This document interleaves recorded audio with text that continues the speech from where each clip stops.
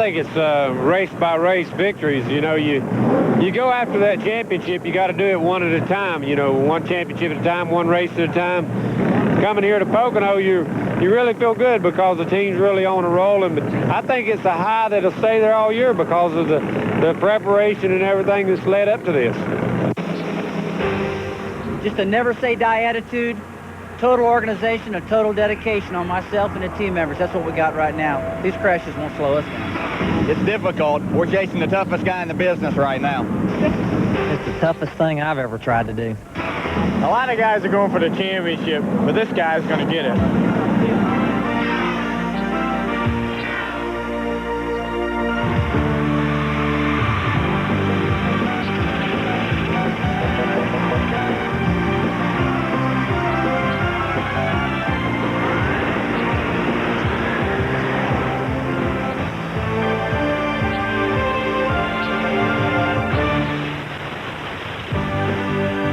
ESPN, the world's leader in motorsports coverage, is live today at Pocono International Raceway in Pennsylvania for the Champion Sparkplug 500 NASCAR Winston Cup race.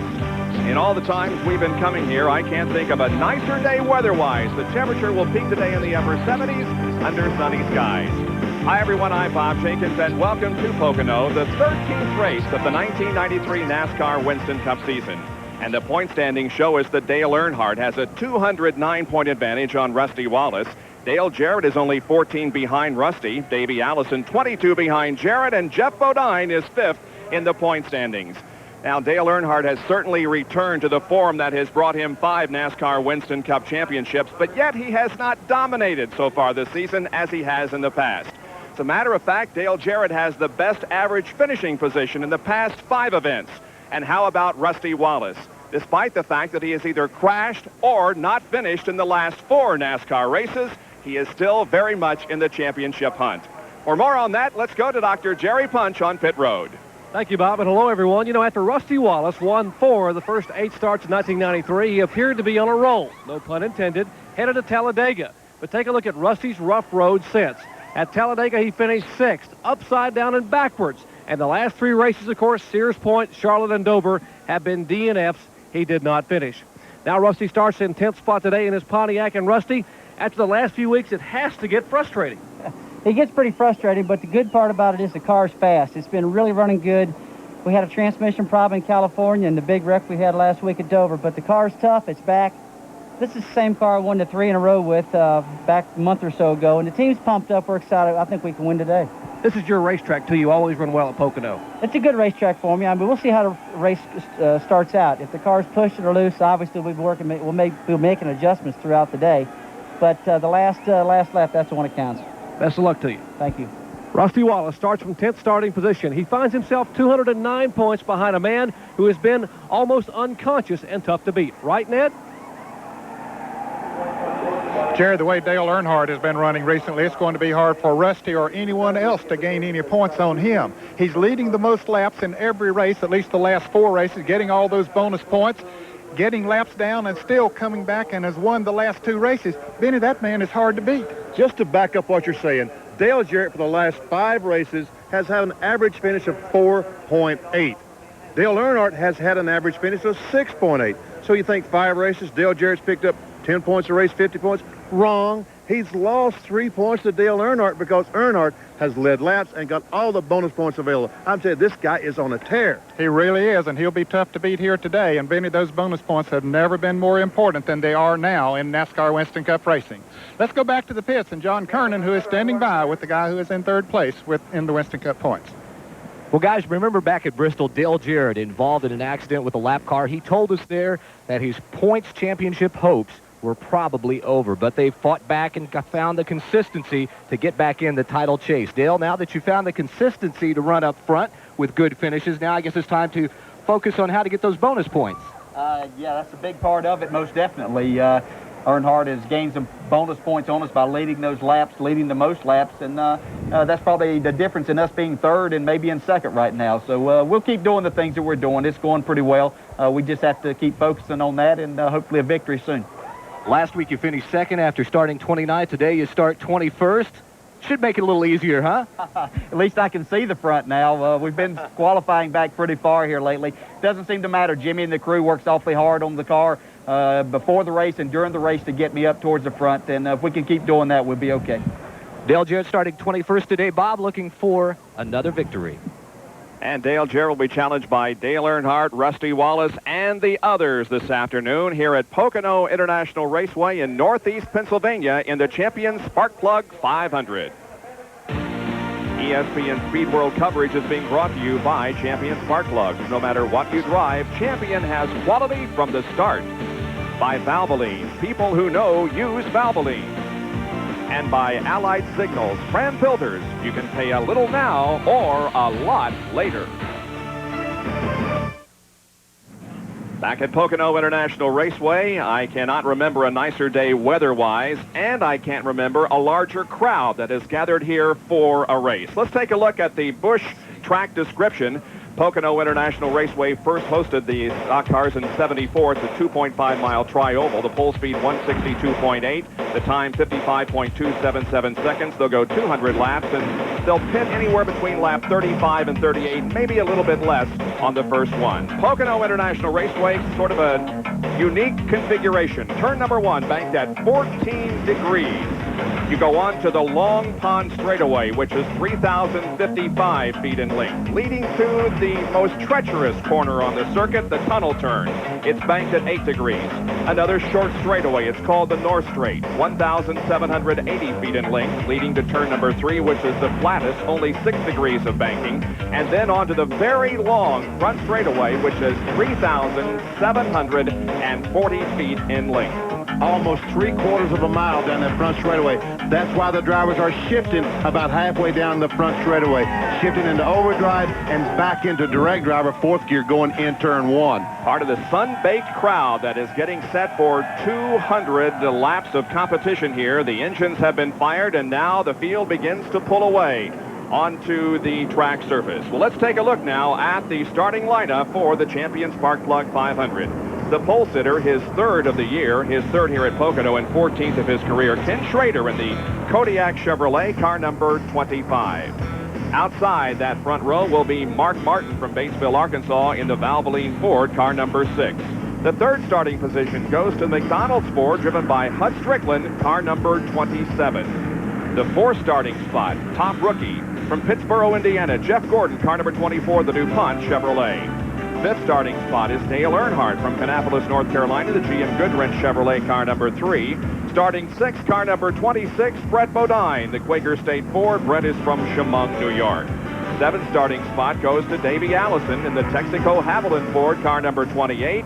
And then Kyle Petty from Randleman, North Carolina, driving the number 42 Mellow Yellow Pontiac.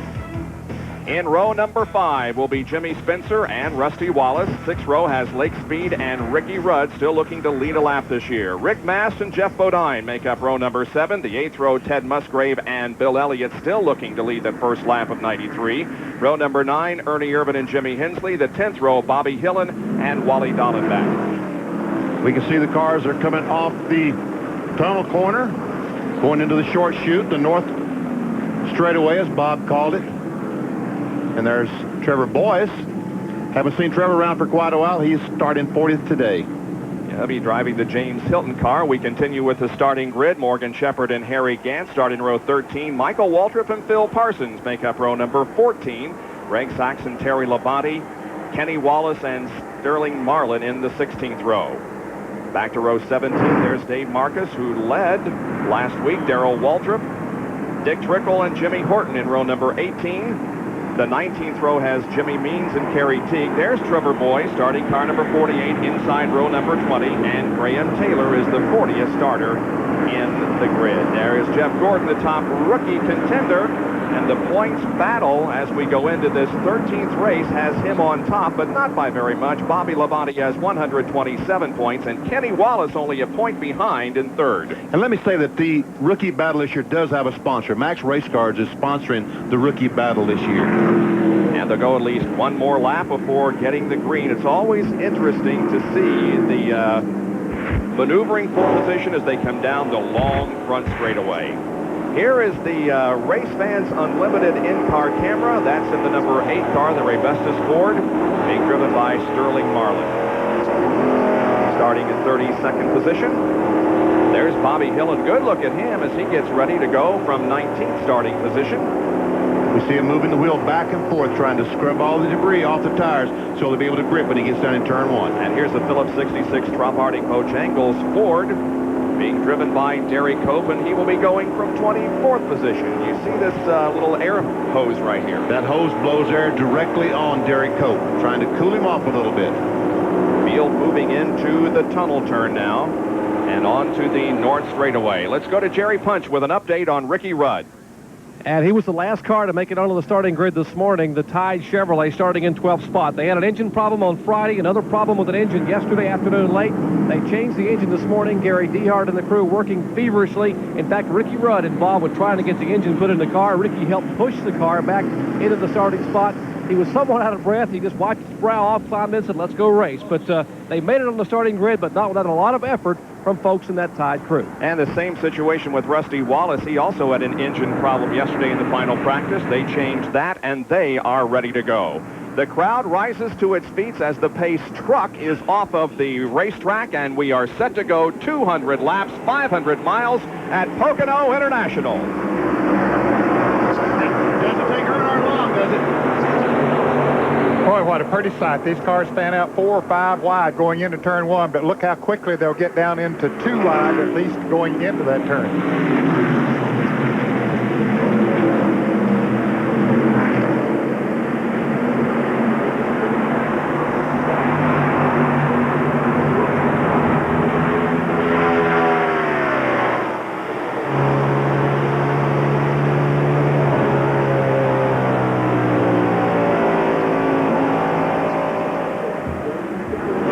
We saw Sterling Marlin wave to the people behind him. Hey, I'm backing off. Here comes Mark Martin trying to take the lead and lead lap 1. This is going into turn number 3. Mark Martin has the inside advantage on Ken Schrader, who took the lead at the drop of the green flag. But as they come off corner number 3 and down the main straightaway, it's going to be Mark Martin leading, then Schrader, Earnhardt, Strickland, Jeff Gordon, and Davey Allison. See 3 abreast back there as Morgan Shepherd comes on the inside of Dale Jarrett, who's on the inside of Bill Elliott, and Shepherd makes a good pass. Elliott hanging pretty good up there in that second groove. He's running a lot better on the outside than we've seen cars before. And we see Schrader has taken the lead back from Mark Martin down in turn 1. And in fact, Earnhardt now begins to challenge Mark Martin for the second position. They go into the tunnel turn once again, turn number 2. There's Schrader, the leader of the race. But right behind is Mark Martin and Dale Earnhardt. Jeff Gordon has moved to 4th place. Davey Allison is 5th. Earnhardt trying to get the advantage on Mark Martin. Let's see what strategy he employs coming off corner number 3 and on to the front stretch once again. Well, we're talking about those bonus points, Bob. He wants to get in there as quickly as he can and lead a lap so he can get those points early in the race. There comes Ricky Rudd. This new engine fanning down on the inside of Brett Bodine, trying to bang Ernie Irvin, Kyle Petty. And is that Bobby Hillin on the inside? Sure looks like him, yep. Irvin and Brett Bodine side by side. Now Kyle Petty moves up alongside Brett. And most of the time the inside groove is the preferred one. It looks like it's working for these guys as Brett got hung up on the outside in the Quaker State Ford. Lost a couple of positions. Hillin running good there in the Junior Donlevy Halleck Myers Ford.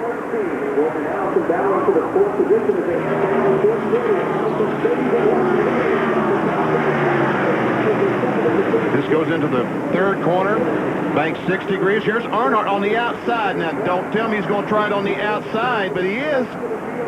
Schrader continues to lead. He led the first 10 laps of this race from his pole position last year, but now Earnhardt does go outside, takes 2nd position away from Mark Martin. He was able to pick up the draft of Kenny Schrader once he got out there, and the draft definitely does work down this long straightaway here on the front and move right up on his back bumper. Now he's going to try to take the lead. And he will go to the inside coming off corner number 1 down the Long Pond straightaway, 3,055 feet in length. It's going to be enough for him, I believe, to take the lead away from Schrader. Now Martin comes up right up on his rear bumper, and yes, Earnhardt gets the lead. Now let's see if Jeff Gordon could get a run on his teammate, Kenny Schrader. And now Davey Allison's going to try to get on the inside of Jeff Gordon. Can't quite make the pass. Well, he might be able to make the pass. He has Jimmy Spencer back there trying to help a little bit as far as the drafting is concerned. Of course, the draft really works better down the front straightaway. So Earnhardt looks like we'll pick up 5 bonus points right here. Here's Spencer to the inside now of Jeff Gordon and Lake Speed. And Lake Speed going to the inside, trying to pass both those cars. Lake started 11. Lake was especially strong at Charlotte. Had an awfully good run. There's a smoker. And Rusty Wallace is on pit road. The caution comes out. The 90 car, Bobby Hillen, has experienced an engine problem or caused the caution as Rusty drives the car back into the garage area. Wow. Now, he had an engine problem yesterday as well. Wonder if that's something that's hurting him here again. Well, we will see what is the problem with Rusty Wallace, and we'll find out what's wrong with Bobby Hillen. But the caution flag is out for the first time here at Pocono in the Champion Sparkplug 500. Cleanup is underway here at Pocono. The number 90 car of Bobby Hill in the High Lake Myers Ford apparently blew an engine and has put down some oil on the track. Here are the top 5. Dale Earnhardt, Mark Martin, Ken Schrader, Davey Allison, and Jimmy Spencer after 6 of 200 laps. And 6 through 10, Lake Speed, Ernie Erdman, Jeff Gordon, Ricky Rudd, and Kyle Petty. You saw Rusty Wallace pull off of the racetrack back into the garage area. Here's John Kernan. Well, Bob, we're back behind Rusty's hauler, the Miller Genuine Draft Crew, getting ready to take a look under the hood. Rusty, you just quickly pulled it in. I know you guys had to replace an engine this morning, so what's the problem here? We put a new engine in this morning. Everything went well. The car was running real good the first 4 or 5 laps there, and just locked up. I mean, it really locked up, too. I just shoved the clutch in and just saved it. So that's it. That's all I know. That's Rusty Wallace, very disappointed. He was looking to get back on the winning track today. He told me earlier in the week, had so many things run into him that he was trying to demagnetize his car. So he'll go back to the shop, they'll get the car fixed and get ready to go to Michigan next week. So Rusty Wallace, who is second in points, has an early out once again. Jerry? Bob, Rusty told me this morning that he had just been notified he had won the first quarter balloting for the driver of the year. He said, that meant a lot to me because I beat people like Nigel Mansell and Indy 500 winner Emerson Fittipaldi. He said, I thought that might be an omen for us, but obviously it wasn't. Well, he'll have to shake off the disappointment again here and go on to the next race. I tell you what, it's so you can see just how easy it is to fall out of the chase for the championship. Rusty Wallace, last 4 races, did not finish. Still under caution, cleaning up the racetrack with 6 laps completed here at Pocono. Dale Earnhardt still leads. We'll take a break and be right back. Back at the Champion Sparkplug 500 at Pocono, Rusty Wallace is back in the garage with engine problems. We continue our assembly of a race engine, wrapping up things with the cylinder heads in the final assembly. Last week, Randy Dorton and I was doing the machine work on the bottom end to assemble the engine as we're flat cutting the piston now. Now, what's the next process, Randy? Well, we're finishing up the final valve job here on Chevrolet's 18-degree cylinder head. You can see the intake seat being properly cut. From there, the cylinder head is going to the flow bench to measure the performance of that cylinder head. And each cylinder head is measured against the last cylinder head. Is that how you do that? Well, it's a performance measurement somewhat of the engine here output. Final assembly is being done here on the heads now. The LS titanium valves are being installed. Springs being installed in for proper seat retention. Well, there's our block that we worked on last week. They're getting the oil. The block is clean. It's ready to assemble, correct? Final assembly is going on now. You just seen the cam being installed in it. Main bearings have already been fitted up in it. Now you see a little bit of Valvoline oil installed there before the crankshaft is installed.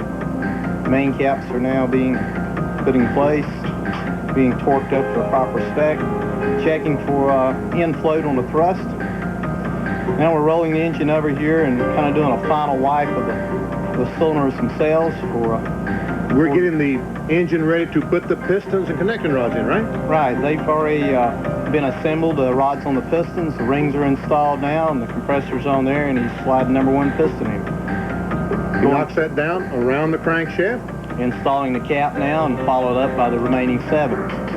Now he's properly torquing the proper stretch to those rod bolts. front cam drives going on now. This is a Jessel belt drive that we use to drive the camshaft. They don't use timing chains anymore, huh? No, this is a belt. Very good, very good piece. Bottom end's pretty well complete here. Oil pan installed now. Fuel pump push rod going in. Of course, the mechanical fuel pump that we have to run required by NASCAR. That's right. NASCAR cars do not use the electronic fuel pump. Right. Now the cam's being properly degreed for its proper location. Park marking balancer going on the crankshaft. Fluid dampener being installed here with the front pulley drives, power steering drives, water pump being installed, water pump pulley. Here's the Weaver dry sump pump now being installed. Tappets now, Felpro head gaskets with the fully prepped cylinder heads and the final assembly of the rock arms, feeding the intake gaskets and manifold. Now kind of the final dress of the engine, the valve covers and ignition. Now we're ready for the dyno. And what the dyno tells you is whether you're going to use that engine or not. Now, Benny, Rusty said the engine just locked up on him. Where was probably the problem? In the bottom end, the crankshaft, the bearings got some debris in there, but anyway, the crankshaft locked up to the bearings. Green flag is out. We are back to racing at Pocono on lap number 10. Look at him fan out 5 wide down the front stretch. There's Phil Parsons on the inside of Jimmy Hensley, and he takes that spot away. Meanwhile, barely gets in. Derek Coachon on the outside. Before they get back in single file as quickly as they can. Now we can see the oil dry. That dust that we see is the oil dry where they put down to soak up the oil that Bobby Hillman lost when the Heilig Myersport blew going down the back straight, or actually in turn 1. Single file through the tunnel turn, number 2.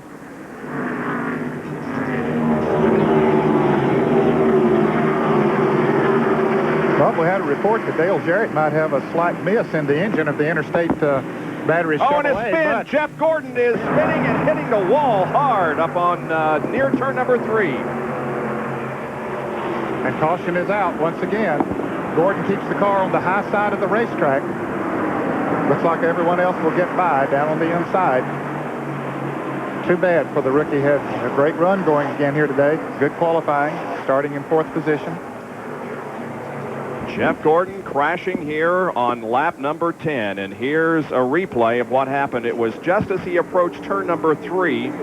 Kyle Petty was on the inside of him, Bob. It doesn't look like they touched, and then Hutch Strickland comes up, Hutch Strickland was trying to get that spot, trying to take that spot away, and Jeff came down the racetrack, got bumped, and look at Jeff Bodine. Jeff Bodine and Hutch Strickland got together. Yep. Bodine has a definite bump on the right front of the Motorcraft Ford. Hard contact on the left side of the car, and the safety crew now comes to Jeff, and he climbs out of the car under his own power. Well, you know that young man's frustrated. Yeah, he was 10th in the Winston Cup point standings coming into this race. It hasn't been a really great year for Jeff, although he has had some outstanding runs, but he's also experienced crashes at Darlington, North Wilkesboro, Bristol, Charlotte, Dover, and Pocono, and you can see the result of the Pocono crash. Let's update the situation regarding Dale Jarrett. Here's John.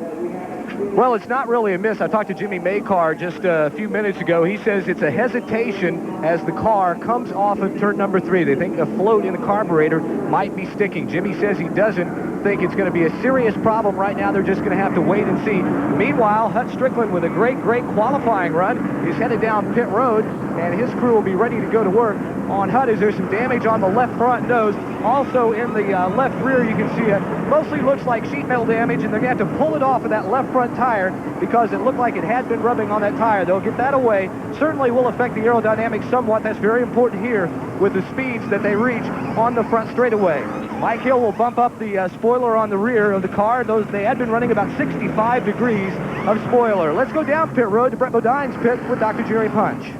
And John, the Quaker State Kenny Bernstein on Ford getting a 4-tire change. He leaves the pit road, as does the Kellogg Chevrolet of Terry Labonte, who's been in. Here is Kenny Wallace leaving pit road, and Strickland is still in. Let's check back with you, John. Well, Jerry, what they're having to do, they're having to tape a piece where the nose and the left front fender were actually separated. So they've got tape out, a lot of tape, that they're taping that down in place, trying to fix the aerodynamics. They've also had to beat the underside of the left front fender up to keep it away from the tire. Hutt still sitting here on pit road. They're putting on the left front tire and waiting. Mike Hill and the crew are making sure they get that tape on nice and tight. They'll put just a little bit more on. They're asking for a little more. Now he is down. Still sitting here on pit road. A bad break for Hutt Strickland. And a worse break for Jeff Gordon as his car is being taken off the racetrack up in turn number 3, where he had made hard contact with the outside wall after getting some help from Hutt Strickland. Looks like all those guys are doing is color coordinating the paint. I mean, the tape. Top 10, Dale Earnhardt, Mark Martin, Davey Allison, Ken Schrader, and Jimmy Spencer. And Lake Speed, Ernie Irvin, Ricky Rudd, Kyle Petty, and Brett Bodine. We'll be back with more live coverage in a moment.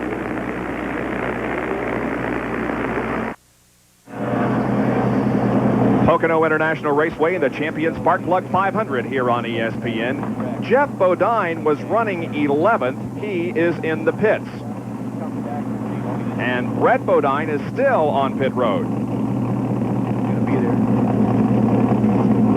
And Bob, after coming down for what looked to be a routine tire change, we are being told now by Donnie Richardson that apparently Brett was hit in the right rear in that little incident up in turn 3, sheared off the valve stem, so they had to come down and change tires. And Brett has complained the car is dog walking, sort of wobbling down the straightaway. They think they may have bent a trailing arm beneath the right rear of the car. That's why they have brought him down pit road to try to check the right side of the car. That's where they have pulled a string right now, checking the alignment of the right rear tire and right front. And now Brett has to go back out to keep from losing a lap, so he puts it back in gear and pulls away. And Jerry, it doesn't look like there's much sheet metal damage to the Quaker State Ford as he goes out, but probably what happened, another car hit the wheel. Didn't do much sheet metal damage, but hit that tire, and that's when you can really do some damage to the suspension of the car.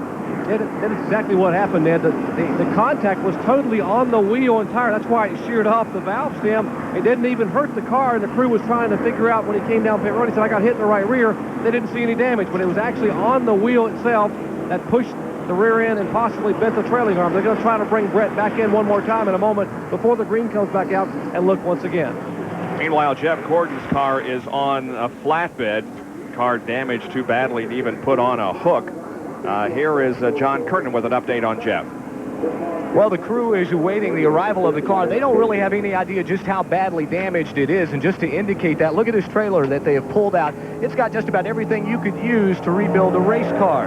You've got the rear end with the rotors. You've got a few of the rear axles in here. You've got a master cylinder. You've got some of the brake calipers. Just about everything that you could need to repair a race car. So these guys are prepared to try and fix this car and get it back out as soon as Jeff, who has gone to the infield care center to be checked out, arrives here at the garage area. Let's take a look at the accident once again, happening over on the north straightaway. Watch Hutt Strickland come up and just barely tap Jeff in the left rear. I think he was trying to fill the hole where Kyle Petty was, as Benny mentioned a moment ago, and Jeff came down, wanted to get back on the inside groove, and tapped him just a little bit and sent him right into the wall. Hard contact, and Jeff is being checked over in the infield medical center. However, he did get out of the car under his own power. And let's go to Jerry, who has an update on the 26 car. Clyde Booth is the team manager for the Quaker State efforts. And Clyde, how bad is the car hurt? Well, right now we've got the right rear has got the eccentric loose, and the right rear is actually pulled back in the car, and the car's dog tracking. So we absolutely can't run it that way. It's going to get real loose if we do, so we're going to have to make an adjustment here on it. Well, you're going to have to come back in and make an adjustment and probably end up losing some laps. Well, we hope not we're going to lose any laps, but we're going to have to adjust it for sure. Well, they're ready to work on the Quaker State car here in the pits as we are in the early laps at Pocono, Pennsylvania. Back with more after this. Stay with us.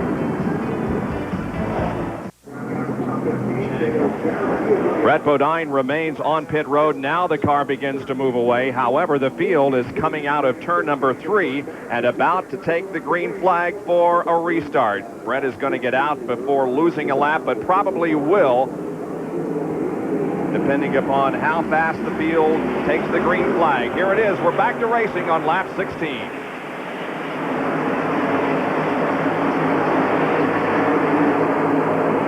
Once again, they begin to fan out, coming down the straightaway. Wally Dallenbach Jr.'s on the inside, picking up a position on Michael Waltrip.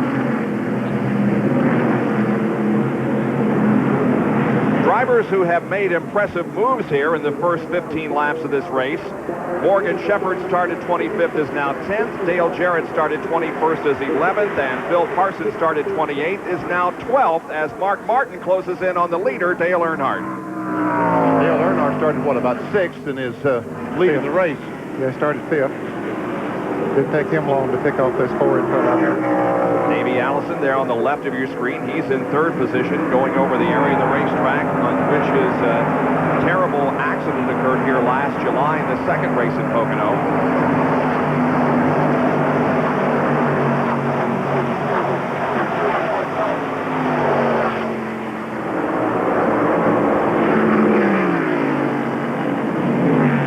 Well, you can see how low they get on the racetrack through turns. Here comes Mark Martin. He's giving Earnhardt a shot. Going to the inside on the north, the Long Pond straightaway, and Mark Martin is going to take back the lead from Earnhardt. Remember last week at Dover when Mark Martin passed Earnhardt? Earnhardt passed him back to the next corner. Is he going to do the same thing again? Wouldn't surprise me. Yep. He did. And Davey Allison comes up to take 2nd place away from Martin. And Schrader takes 3rd, putting Martin back to 4th. He goes from 1st to 4th in a matter of feet. While all that was going on, Dave Marcus had a black flag. He jumped the restart there, so he had a stop-and-go penalty. He's back out on the track, still in the lead lap. Now Davey Allison begins to close in on Earnhardt. A single file for the first 15 or so cars. There's Dick Trickle, who is slow on the racetrack. In turn number 3, should make it to the pits. The Factory Outlet Stores of America, Ford this year for the Raymark team. Action continues on the track. That's Martin on the inside has taken 3rd spot back away from Schrader. Jimmy Spencer, the Meineke Muffler car, closes in on the back of Spencer. And John Kernan is with Jeff Gordon.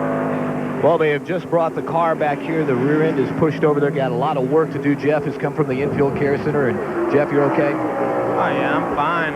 You know, DuPont Chevrolet, it was a little bit loose. I was just taking my time, trying to be very patient.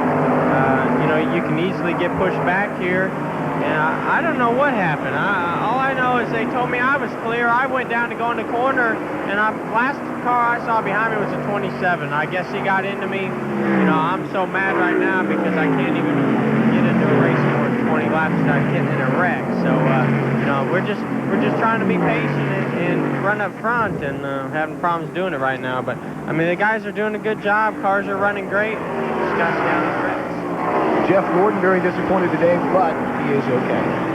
That's the most important thing. There's always the next race. Here is Kyle Petty taking a position away from Lake Speed. I believe that moves him into 7th position. Yeah, Kyle's on the move. He's been picking off one just about every lap or so. Some of our spotters are reporting that Ernie Irvin may have a little bit of an oil leak or a smoking problem someplace out there. Here's the first of our Fram Field summary showing you where your favorite driver is running just last lap.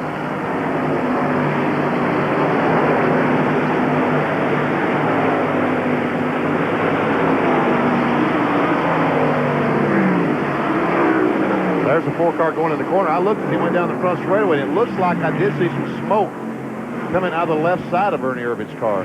Not affecting the running, though, Benny. Oh, it sure isn't. John, what do you know about this situation? Well, they are aware of the smoke. They're not quite sure what the problem may be. They are optimistic that all it is that they overfilled the transmission this morning, so we'll just have to wait and see. That means as soon as it loses a little bit of the fluid, it will be okay. It'll stop smoking, if that is the problem. As soon as the fluids find their level, they will stop throwing the fluid out. The attrition rate's been pretty high here early in the race. We're watching Ernie Irvin trying to pass Jimmy Spencer, the hometown favorite. Kyle trying to take another position from the pole sitter, Kenny Schrader, out there by himself down on the inside, but could get the drafting partner down the long straightaway, so has to drop in behind Schrader and try it somewhere else. Schrader 6th, Petty is 7th, and Lake Speed is 8th here in the early going.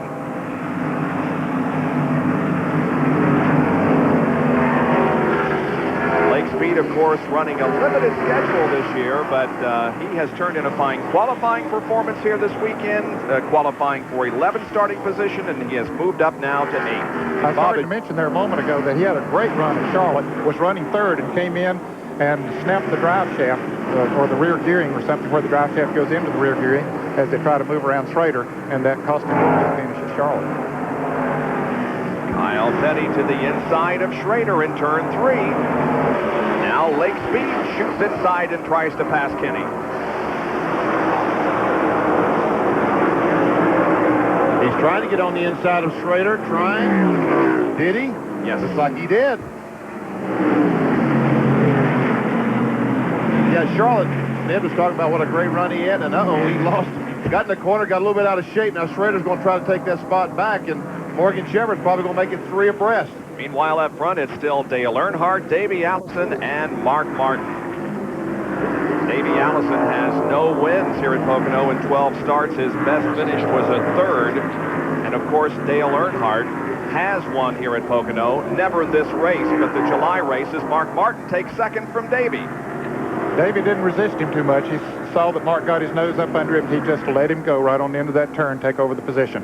Caution is out.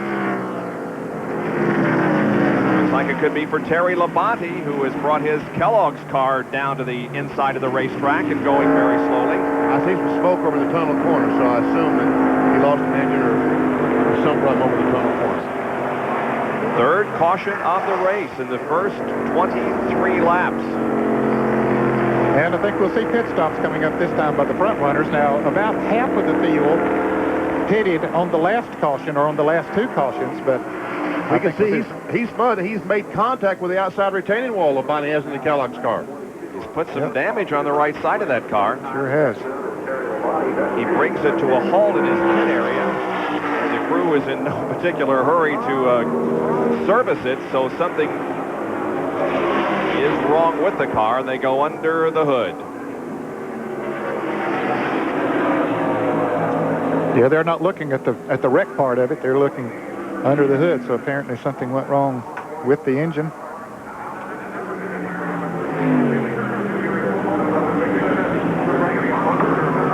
Terry Labonte's best finish this year was at North Wilkesboro, where he was 6th.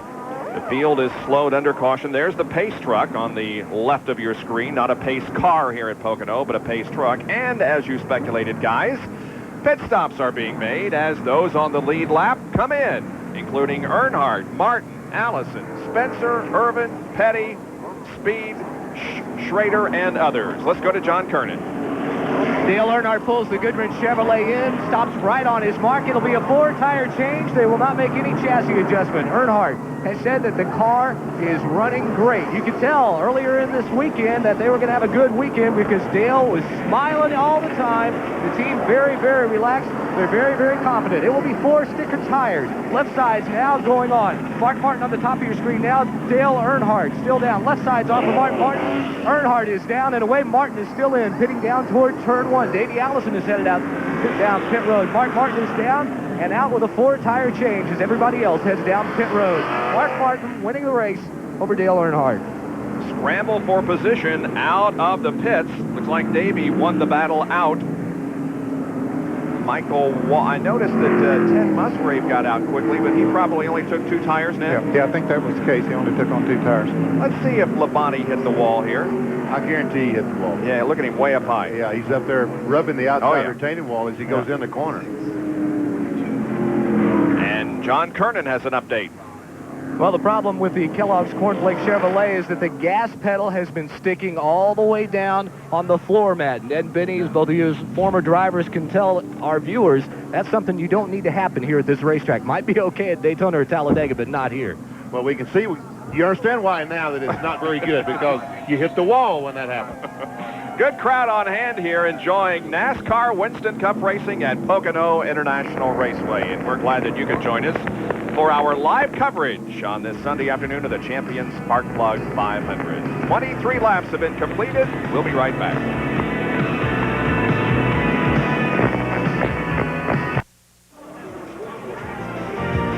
Beautiful day here at Pocono International Raceway for our live coverage. Tonight, however, the Formula One Grand Prix of Canada. Grand Prix's only visit to North America in 1993, and you'll see it at midnight here on ESPN as the battle between Ayrton Senna and Alain Prost tightens up. Senna leads 42 points, and Prost has 37. Damon Hill, Michael Andretti, and others tonight at midnight. I read Michael Andretti said he was looking forward to coming back someplace that he's raced before in a Formula One car. It's be the first circuit he's went to he's raced before.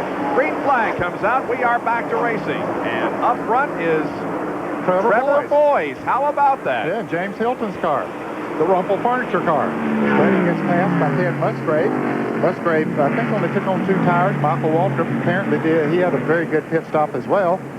And Musgrave was running good before the caution came out. Made a good pit stop. Pulling away a little bit right now. Jasper Engines US Air 4 leads. Here's a good battle for third position as Kyle Petty has third. Back in fourth is a battle between Mark Martin and Davey Allison. But look at Earnhardt come up beside Jimmy Spencer.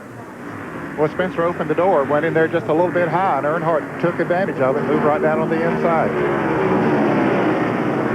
Here's though Mark Martin isn't getting across the tunnel corner. And look here, Earnhardt on the outside. Man, you got to be kidding me. He said the car was working good. Boy, he goes inside Spencer in the tunnel turn. He goes outside of Allison in turn 3, and he passes both cars. Meanwhile, Mark is looking on the inside of Michael Waltrip's Pennzoil car. He makes the pass. Now, Earnhardt will probably try to follow, and he does. And Davey will jump up in there too. And Spencer, Michael caught out there on the outside. Several goes by. Spencer's going to try Davey on the outside. I don't think so. Not the tunnel corner, Jimmy. Well, Davey will probably back off and let him do it. He did. He did. Thank goodness. He said that's Dad's car out there, Davey. That's right.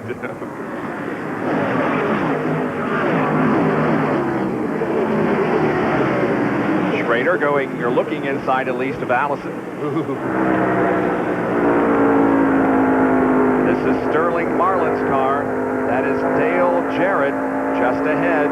Dale Jarrett started back in 21st position, but as per usual, he has made a steady progress through the field now and is running, where, Benny? I don't have a clue. Well, he lost a little bit, 15th right now. He lost a little bit, he moved up to 11th, and on that pit stop, he lost a few positions, but I think they made an adjustment on it. We saw Sterling Marlin shift the car up into 1-to-1 or direct drive as he went down in turn 1. He will shift the car back coming off the flat corner about the start-finish line and go to an overdrive position.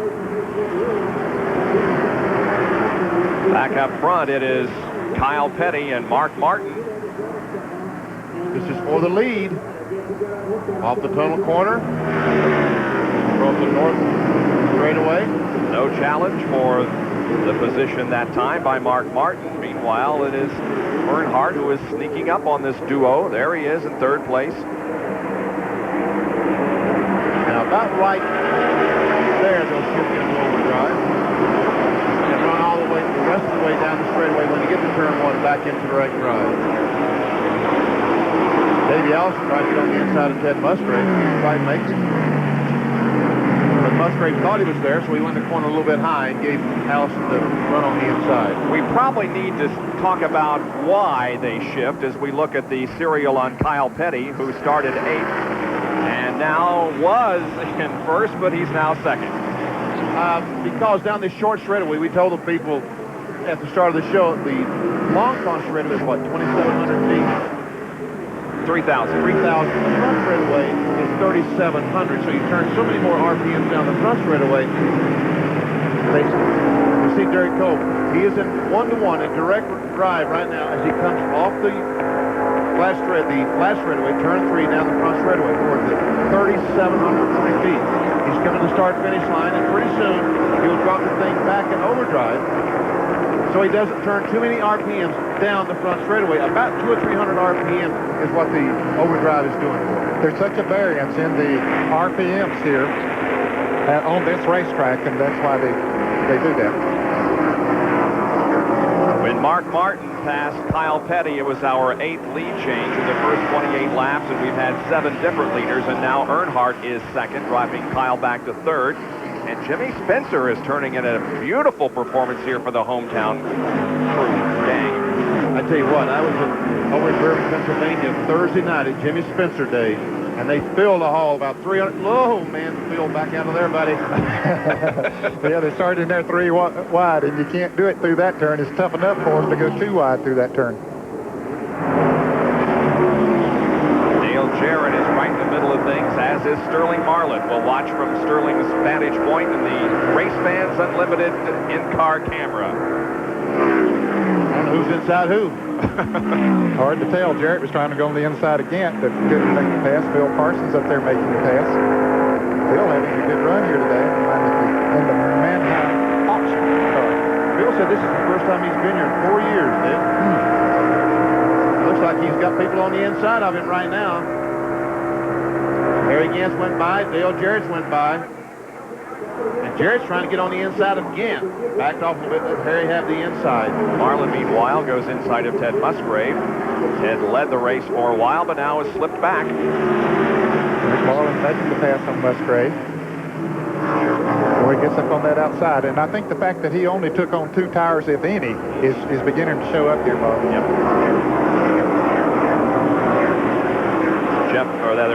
Bill Elliott is in this group. There's Rick Wilson, Ernie Irvin, and Rick Mast.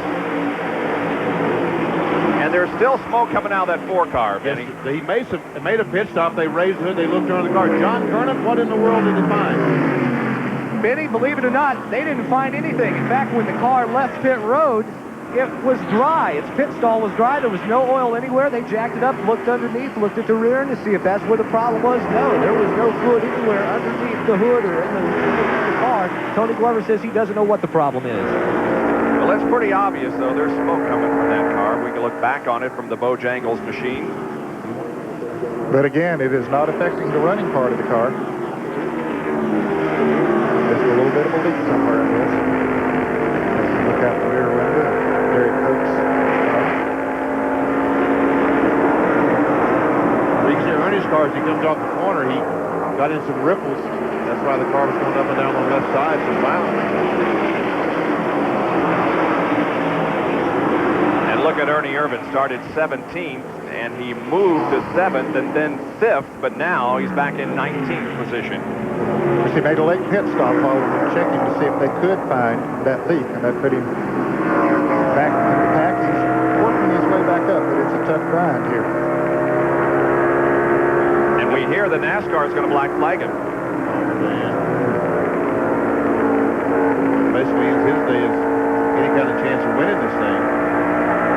Irvin 9th in the point standings coming in. 389 behind the leader, Dale Earnhardt. Which is not an unsurmountable distance. It's tough when you're racing a guy like Dale Earnhardt, but still, it's certainly possible to get that. See what happens here as he comes down the straightaway, and they have not black flagged him yet. They did not that time, so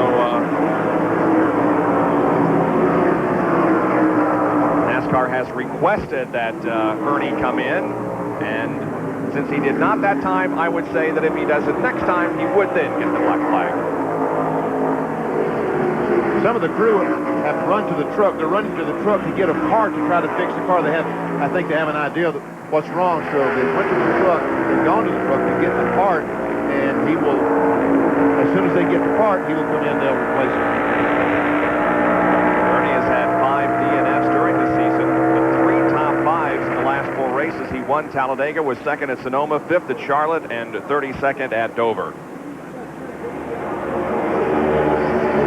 The flagman has the black flag in hand. Mike Chapin has the black flag, but Ernie is going to the pits. Looks like apparently the power steering line on this car is what needs to be replaced. John Kernan, is that your assessment? Baba, we've been told, is an oil line. They had sent someone back to the truck to get it. They had asked NASCAR to let him stay out one more lap. NASCAR said no. So Tony Glover tells Ernie to shut the engine down. They will lift the hood and go to work. They will start cleaning around the valve covers and looking around. Now you can see the source of that smoke over on the right side of the engine. You can see smoke boiling off of the header pipes on that side. So the team will go to work and try and fix this problem for Ernie Irvin. And Kyle Petty has taken the lead from Mark Martin. Kyle Petty passed Dale Earnhardt, and Ned, we haven't seen anybody pass Earnhardt in the last month, have we? That's the truth. He hasn't been passed many times, but Kyle Petty has done it here today. Kyle moves from third to first.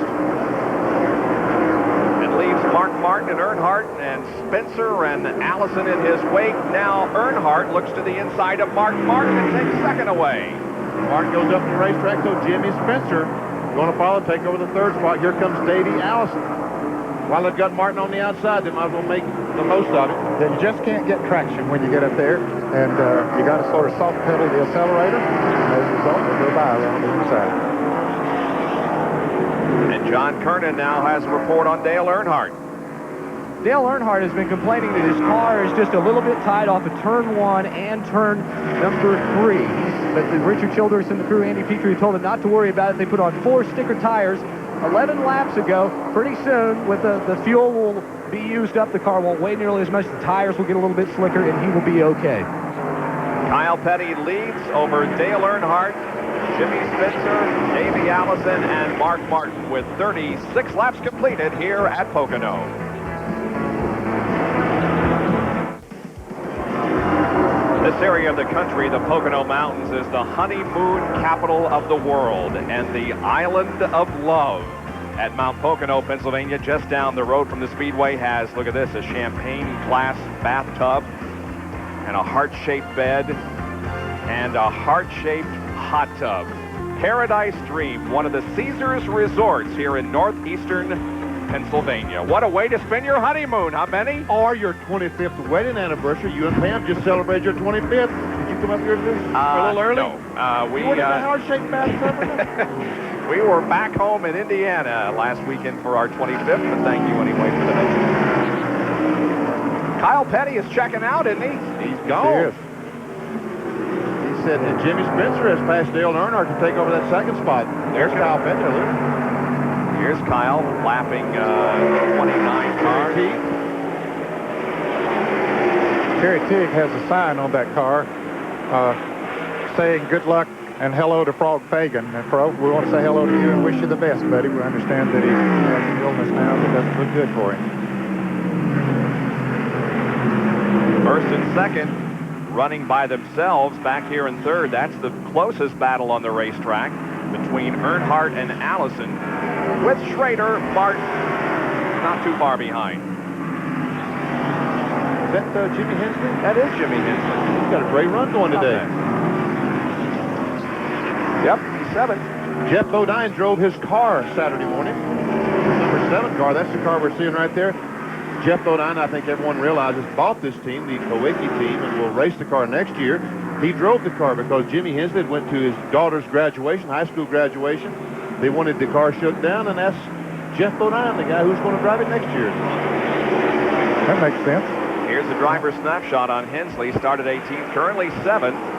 That's the highest he has been. The lowest he has been is 24th on lap number 1, and he has not been among the 7 that have led a lap. This team won this race last year with Alan Kowicki driving the car on their way to the Winston Cup Championship. As we watch Hensley going down the back straightaway, the Long Pond straightaway, we see Trevor Boyd's car being pushed in the garage area. And there is the leader, Kyle Petty, and the interval he has on Jimmy Spencer in 2nd, and then this 3rd, 4th, 5th, 6th, and 7th. Jerry Punch has a comment on the leader of this race, Kyle Petty. And Bob Powell told Robin Pemberton and the crew, he realizes this race here, 200 laps, 500 miles, it's a long afternoon at Pocono, so they're going to pace themselves. And it's not that he has gotten quicker, he's actually running the same pace he ran in the early laps. He's running a lap at 50, let's see, that time by 57.43 seconds, about 57.5 seconds. Everyone else has slowed down, and Kyle has maintained the consistency. He said, if we can just go out there and be consistent, we can win it. We saw Kyle pass Terry Labonte, who is back out there in the Kellogg Chevrolet. Here's the snapshot on Kyle. Started 8th, is the leader. His lowest was 13th on lap 1, and he has led 9 laps so far. Ernie Irvin is back on the racetrack. He was 5 minutes 43 seconds in the pits and lost 7 laps.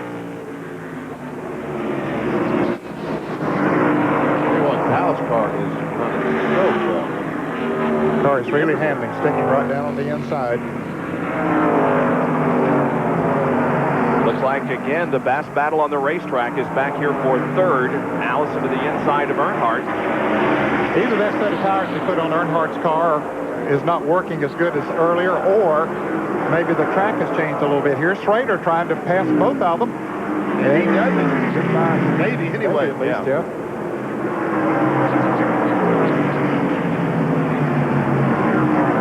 That battle about 3 seconds behind Kyle Petty. 5 cars nose to tail.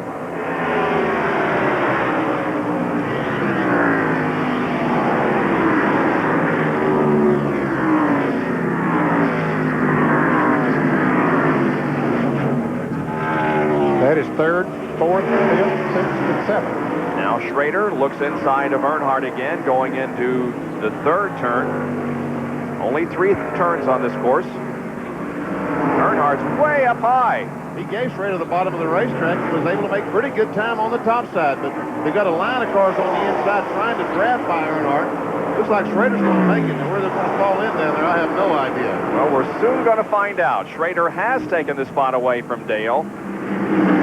Allison gets by, but just barely.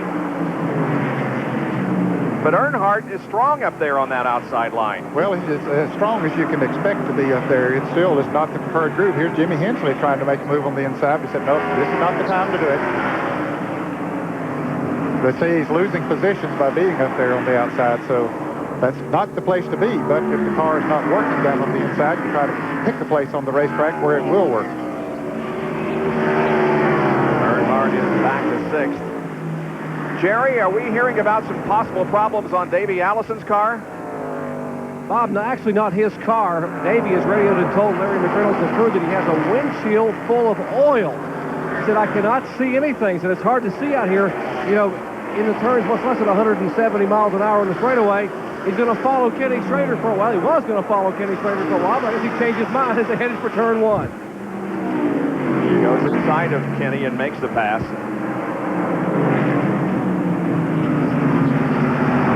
I don't know who in that lead group would be losing oil that would cover his windshield up. Because I haven't, these cars have not been around Ernie Irvin, and Irvin has went in the pits, has gone in the pits, and has cured his problem. Currently 30 cars are on the lead lap out of 40 that started this race. And we're almost a fourth of the way through. The record for number of cars on the lead lap's 22 in June of '90, and Jimmy Hensley passes Earnhardt. And John Kernan, the 3-car, continues to slip backward. You're exactly right, Bob. It is a handling problem. Earnhardt telling them, Richard Childers and Andy Petrie, the car is really going away. He had been complaining of the car being very, very tight, especially as he came off of the corners.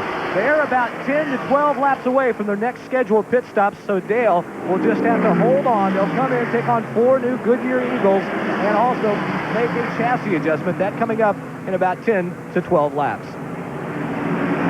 Meanwhile, Earnhardt has fallen back to 7th position.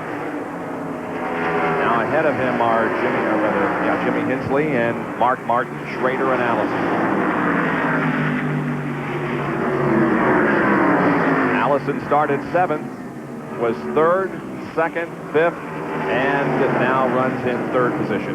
Tell you what, Davey Allison, he and his whole family last night actually were the recipient of an award, the Bill France Award of Excellence that Pocono gives annually.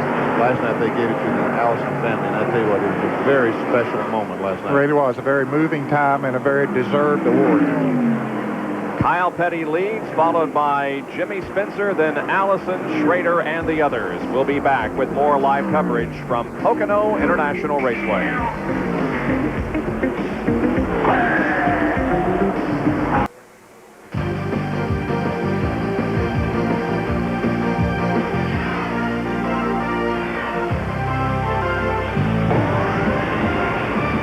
ESPN Speed World today is live at Pocono International Raceway. And here's the interval leaderboard. Kyle Petty has a 2.8-second lead on Jimmy Spencer, a 6.4-second lead on Davey Allison, 7.9 on Schrader, and 8.1 on the 5th place Mark Martin. The leader is Kyle Petty, Randleman, North Carolina. Kyle just got back from a very interesting motorcycle trip. You know, they're celebrating the 90th anniversary of Harley-Davidson this weekend. And he began in Charlotte on June the 3rd, and it all ended here at Pocono. But in the meantime, they went to New York City and Portland, Maine, and Loudon, New Hampshire. And it's really interesting to hear him talk about what happened on that trip, especially in New York City when they encountered some people wearing their tuxedos while they were climbing off their Harleys. It was really interesting. With their blue jeans and holes in the knees. Right. And there is Jimmy Spencer, and boy, what a run he is turning in second position. He's 12th in the points. His best finish of 93 was the second at Talladega. There he is, and whoa! He didn't do that one just exactly right, did he? A little slippage there, huh? So better be more careful than that. And back of Jimmy is this threesome. That's a race for fourth spot. Davey Allison is in third, Mark Martin fourth, Schrader's fifth, and Hensley is sixth. And Harry Gant's going by Dale Earnhardt. Dale Jarrett just passed him in turn one, and Gant now moving around, so Earnhardt is sort of going backwards. Car just not handling for him. And the handling has gone away. The car was very strong in the early going, but now has fallen all the way back to what, about ninth?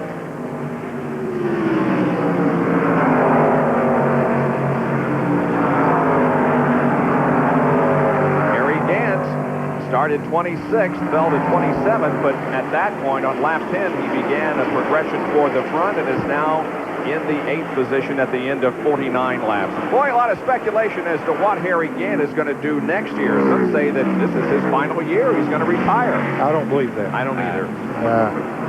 I believe that he'll stay at least one more year. In fact, he's got a contract for a year, but that doesn't mean that he couldn't quit. But there's Dale Jarrett. He and Harry Gant, we talk about Harry Gant, but Dale Jarrett's in front of him. These fellows run together. They have run down this pack of cars, Hensley, Schrader, and Mark Martin. Denny, they were about 7 seconds behind this pack of cars at one time, and now they have caught him. Dale Jarrett did not qualify very well, Ned. Started in 21st position, qualifying at 159, about 3 miles an hour off the pole-setting pace. Why qualify poorly and have such a good race day set up? I don't know, somebody said the other day, said, what happened to Dale? Said he qualified so slow. I said, hey, that was a good qualifying run. He qualified 21st. He'd been qualifying 32nd. He did twice in a row and 29th last week at Dover, but I don't know. They just don't have a good qualifying package, but they do have a good race setup, and I guess that's the most important. If you got to have one and not the other, absolutely, the race setup would be the one. Now here he is taking the spot away from Jimmy Hensley. It looks like he's trying to take a spot away from Schrader, making 3 abreast. Dave Marcus will back out of that. Does Schrader know he's there? No. I think Schrader he did. drove right on down in there. Dale Jarrett has 4 top 5s in the last 5 races. That has moved him to 3rd in the point standings. Ernie Irvin is back on pit road again in the Kodak Film Chevrolet. There's Dale's serial, 24th to 14th to 11th, ran there for a few laps and now has moved to 6th position. Going right by Schrader. They're trying to go by Schrader. I believe we're 5th. Yeah, we anticipate, right on through. We anticipate pit stops here in about, 5-6 laps, something like that, and the activity should be very interesting and busy on pit road. We want to make sure that we cover those pit stops for you. So in the meantime, we'll take a break and be back with more from Pocono in a moment.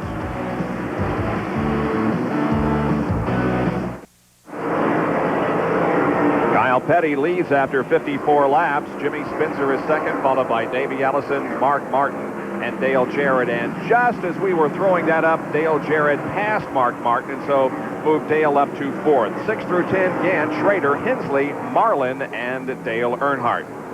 Pit stop should be occurring here shortly as Kyle Petty continues to lead. Kyle has not broken into the winner's circle yet in 1993, but he sure is strong here today.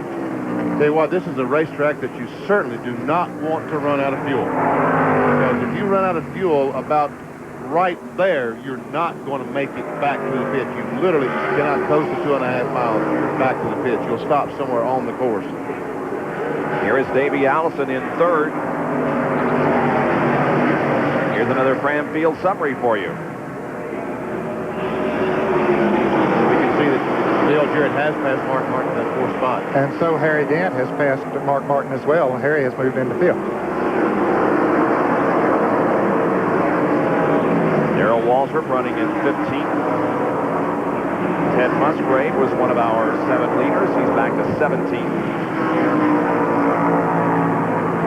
All these cars in the lead lap. Rick Wilson coming down pit road right now in the SDP Pontiac. You can see there are 26 cars in the lead lap. And we hear that Dale Earnhardt may be coming in this time. Dick Trickle is out of the race, so is Trevor Boys. And, of course, Jeff Gordon is out because of his accident. He's still trying to get that car fixed and may be out there later. Here is Dale Earnhardt's pit board. Harry Gant just passed Dale Jarrett on the racetrack. Let's see if Earnhardt's coming in. Nope. Nope. Do one more lap.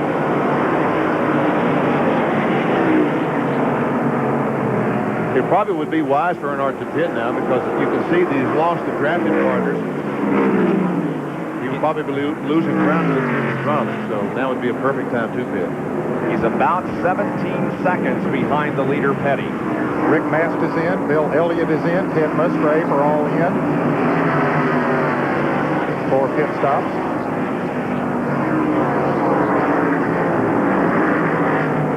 There we can see Harry Gant scroll down. Battery setting. Davey Allison in turn 3. Let's see if he pits. Yes, he will. Davey Allison brings the Haviland board in. Jerry, he's a bit of a distance from you, but headed your way. And about 7/10 of a mile away up pit road, the speed is 70 miles per hour. He pitted 35 laps ago.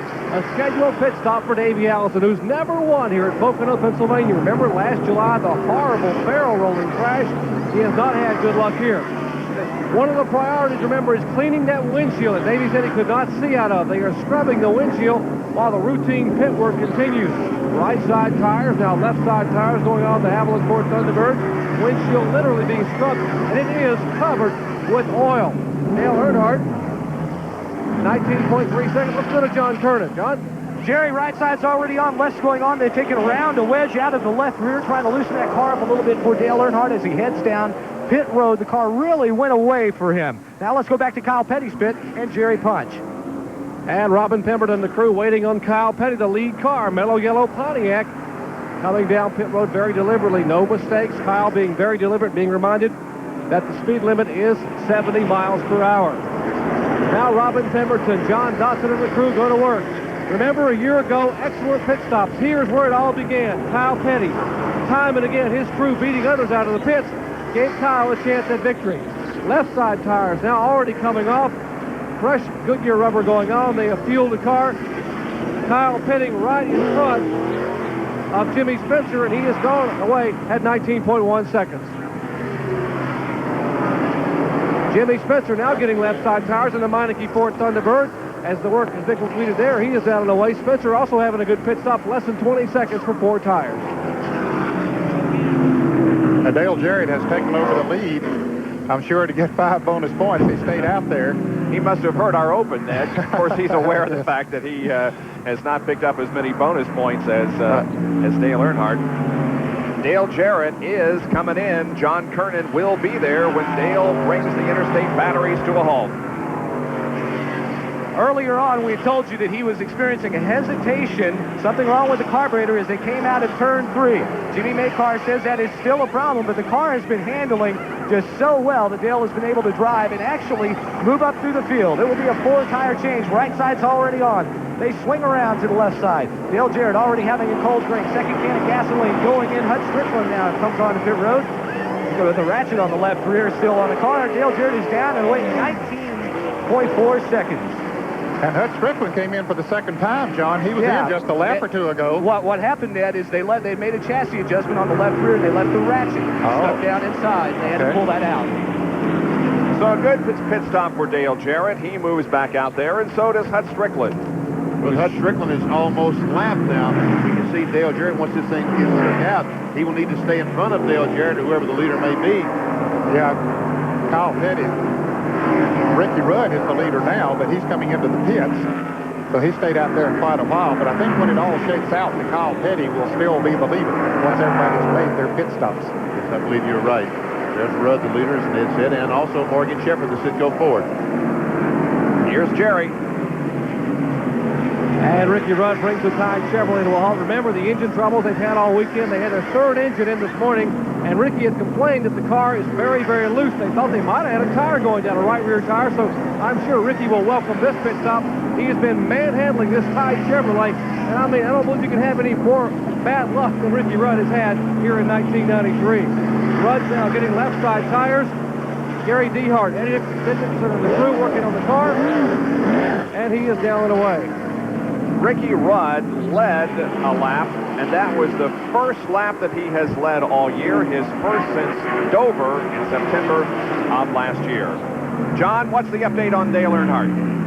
Well, the right front tire was worn down just a little bit more than what they would like, so they advised him to try and take it easy on the right front. Now, also, when he pulled away from the pit stall, guys, there was a little drop of oil under the race car. They think they may have a slight oil leak. They're hoping that they possibly just overfilled the oil tank just a little bit, and there will be no problem. We haven't seen any smoke coming from the car. There haven't been any reports of that, but they're being very, very careful right now and cautious, looking to see if there is smoke from the 3 car. So we will watch for that, and you guys were right. All has shaken out, and Kyle Petty is back up front and leading the Champion Spark Plugs 500 from Pocono. We'll be back with our live coverage in a moment.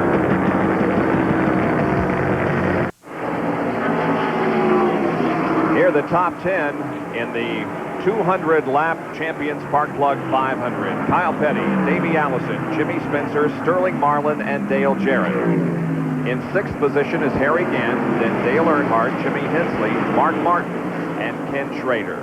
Now for you Jeff Gordon fans, he is back out on the racetrack after repairs from his early crash that took 46 minutes and 32 seconds.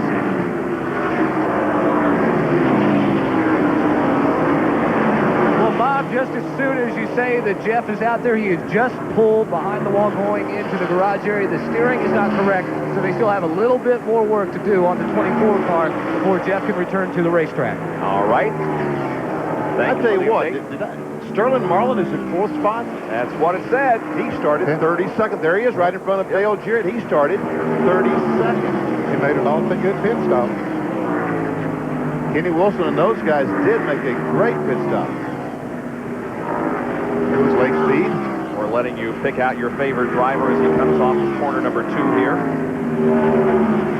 Gansel doing all right, too. Yeah, he and Dale Jarrett have run together since we did their yellow flag pit stop. Gant was in front of Jarrett on this green flag pit stop. Jarrett passed him a couple laps ago, but they just took back up again together. Seemed to work well together. They're running 5th and 6th. 4th and 5th, I believe. They passed Sterling Marlin. Okay. Yep. Just when I talked about Sterling, he got passed. I'm trying to do that anymore. Well, maybe he only took on 2 tires. I don't know what the deal was, but he did certainly move up a lot on that pit stop. There's Earnhardt running right beside who? Hutt? Strickland, yes. Hutt's now a lap down, having come back in for that wrench being stuck up in the left rear of the car.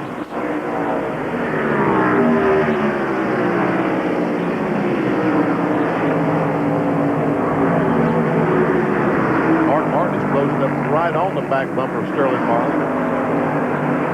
Here's Marlin's statistics. Started 32nd, quickly moved to 19th by lap 25, and now on the 65th lap, he is still in 6th. And Mark Martin is trying to wrestle that position away from him. And he had been as high as 4th. Gant and Jarrett passed him.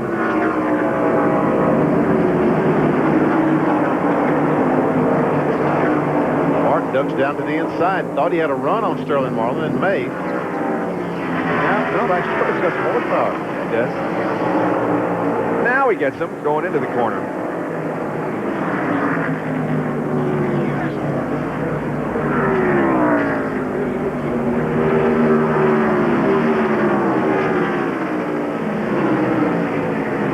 Look at this. Davey Allison, 8.3 seconds behind Kyle Petty. Spencer is 10.1, Jarrett 17.8, and Gant 18.3. So Kyle Petty is going off in the sunset. Sure is. Checking out. He is out of here. And you know, at Charlotte, during the Coca-Cola 600, they announced that Felix Sabates, Kyle Petty signed a 10-year contract with Mellow Yellow with Coca-Cola. So evidently, they're doing a good job for Mellow Yellow for them to step up to the plate for a 6-year sponsorship, and they're talking about $25–30 million. Yeah, the figure that was going around the garage area, there was $31 million. Boy, how would you like to have had that kind of a security being when you were driving a race car? I would never know how to act. There's Davey Allison in second spot. And there's Kyle Petty leader. Where's Davey? Well, he's 8 seconds, 8.35 behind, and that's how much it is. Way up there on top of the screen. Yeah, looks like Spencer might be gaining a little bit on Davey. That's the way it is. 4 cars between first and second, and then Jimmy Spencer right behind Davey Allison. That's Greg Sachs in the Country Time Ford following Spencer. And here comes Jarrett and Martin. And Martin has been on the move. He's going to be inside. He'll take the 4th position away. Dale's not going to fight him too much. In fact, he'd like to hook up with him and draft with him. And Sterling Marlin must have changed 4 tires, Ned, because he's still hanging in there pretty tough with this group of cars. Harry Gant's trying to get by Dale Jarrett. Yeah, when Jarrett went high back there, when Martin got by, we've seen that happen several times, and that opened the door for Gant, so he moves right on around. Martin pulled away from him while they were doing that. So if they were hoping to hook up with him to the draft, they better hurry. They better hook up and catch it. That's right.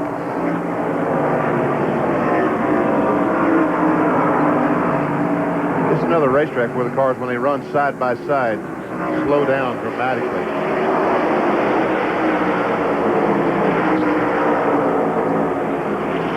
There's Jimmy Hensley, who is on the inside of Hut Strickland, a lap down, and right behind Jimmy, there's Bobby Labonte, Kenny Schrader, Morgan Shepherd. Comes Lake Speed. Morgan running in 11th place. Schrader was 10th. Lake Speed is currently being shown 12th. Ted Musgrave, Darrell Walter, Ricky Rudd, Bill Elliott, Wally Dollenbach, Rick Wilson. By the way, Wade Thornburg, I know you're back in Randleman watching the show. We're praying for you, buddy. We sure are. Get well quick and get out here and back to the racetrack.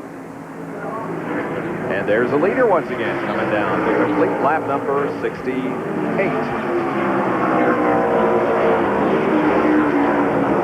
I haven't seen Felix. Has he been around Ned, or is he watching on TV today? I don't know. I didn't see him in the garage area. Felix Sabatas, of course, owns the Kyle Petty car. Here's Earnhardt racing with Jimmy Hensley. He has just caught Hensley, right? Was it Hensley? Yeah, right. Yeah. By the way, the interval from first to second is shrinking too, but because now it's only about a 7.5 seconds. Petty enjoys over Allison.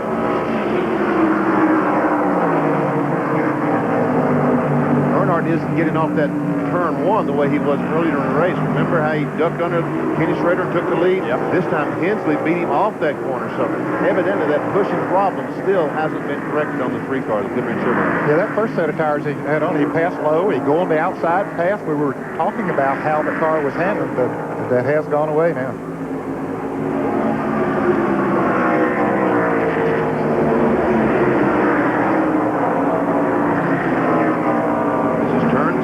Bank 6 degrees. Ricky Rudd. Rudd is going across the short chute, north straightaway, coming into turn 3. Being shown in 15th position. He'll be leaving that team next year. But what's he going to do? He won't tell anyone. I think he's going to start his own team. Yeah. I think that's pretty. So we're going to have Jeff Bodine, and we may have Ricky Rudd forming their own teams. Brad Bodine won't start his own team. Yeah. Must be good money in that. Huh? Evidently there is. Well, they've seen what Alan Kowicki has done over the years, and I'm sure that they've looked at what Alan did and said, hey, that worked for him. Ted Musgrave, an unscheduled pit stop with a flat tire, the Jasper Engines US Air Ford. Well, how about Darrell Waltrip? How's he been doing? Well, he started 34th. Currently, he's 14th. He was as high as 7th on the 59th lap. And of course, the lowest that he has been was his starting position on lap number 1. Darrell Waltrip, who has won 4 times here at Pocono. He and Bill Elliott, among the active drivers, are tied for most wins at this racetrack. Darrell, however, has only won this race once. That was in 1991. Other victories have come last year in the Miller Genuine Draft 500, the July race, and also in 78 and 81. Ricky Rudd and Darrell hooking up in a little bit of a draft there. There's Kyle Petty in the mellow yellow Pontiac, who continues to lead the Champion Spark Plug 500 here at Pocono. Back in a moment.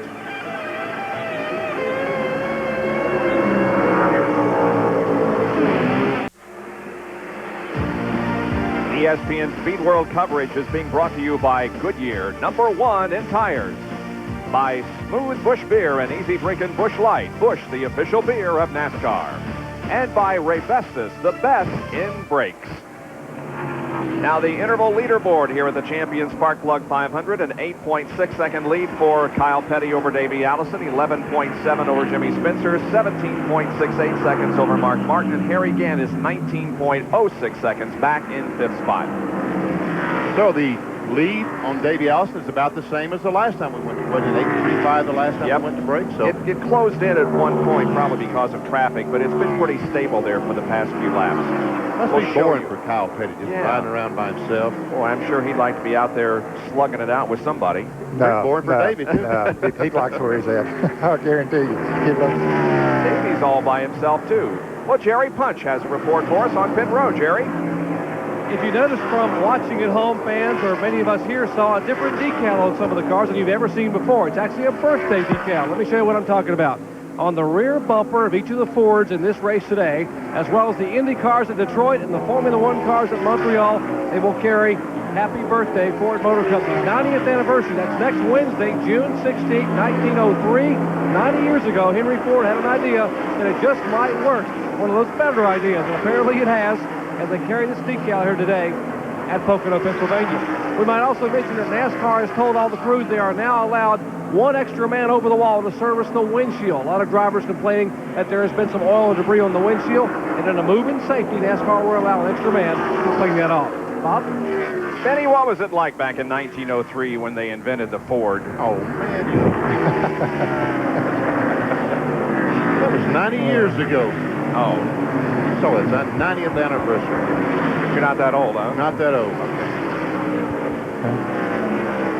Here comes Kyle, and you see up at the top of your screen, second place, Davey Allison, and here's Jimmy Spencer. Now, it didn't look like it was that far behind, but it is quite a distance.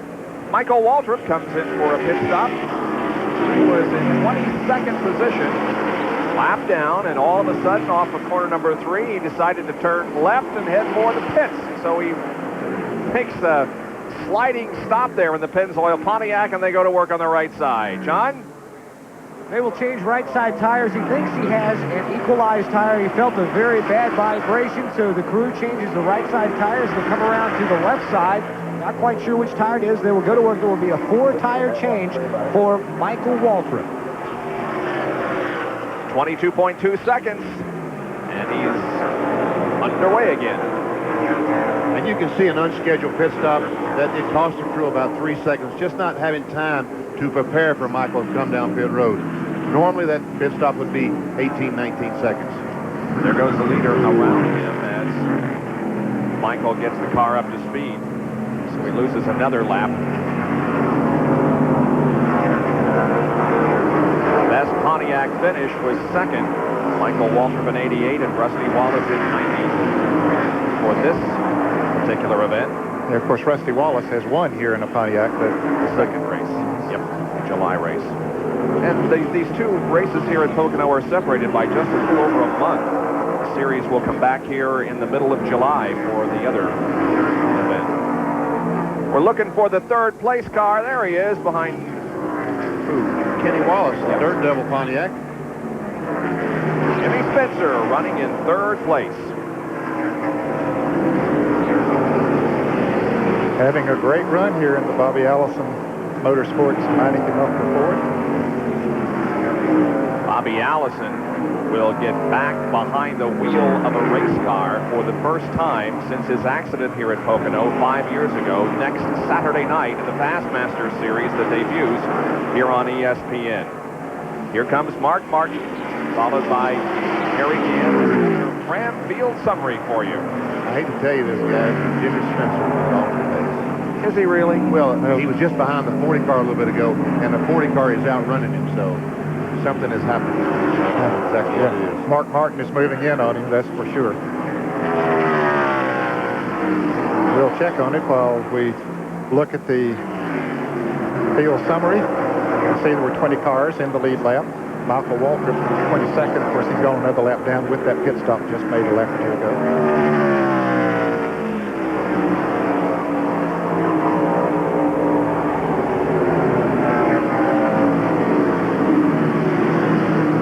See Terry Labonte there. He's 16 laps down, but he is still out there running. So is Ernie Irvin, who continues to have problems with the Kodak Coon Chevrolet. Still trying to fix Jeff Gordon's car to get him back out there. Half a lap back from the leader is Darrell Waltrip, Ricky Rudd, and Lake Speed. 12th, 13th, and 14th as they go by Kerry T. Now Insurance Chevrolet. Going down the front straightaway here, doing a nice job of drafting, not trying to pass each other or anything. They're just content to run in that line, move a little bit faster, because Benny said earlier when they start passing, it costs them a lot of time.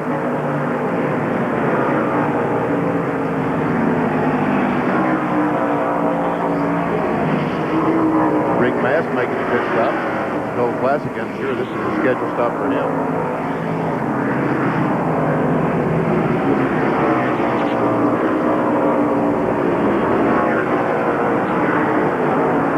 Here's Bill Elliott, and Bill is in 15th position. He's on the lead lap.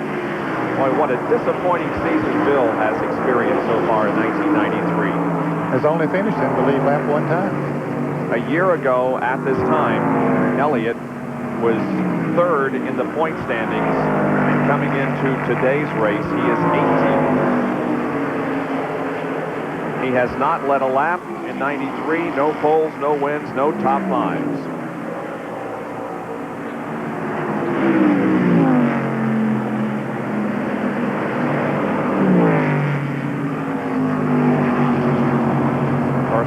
On the bottom of the racetrack fairly well as Kyle Petty continues to lead, and we can see how his car is right on the bottom of it. It seems like when you go to a racetrack that the groove is on the bottom, right on the bottom of the racetrack, and his car just excels. It really does. They have that Pontiac set up where it'll stick right down on the inside.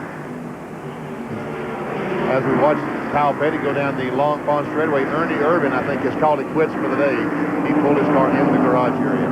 Well, we expect another pit stop by Kyle Petty on about lap 93, one for Allison on 91, and Spencer about lap 93. And we are now at lap number 81. 81 out of 200 have been completed.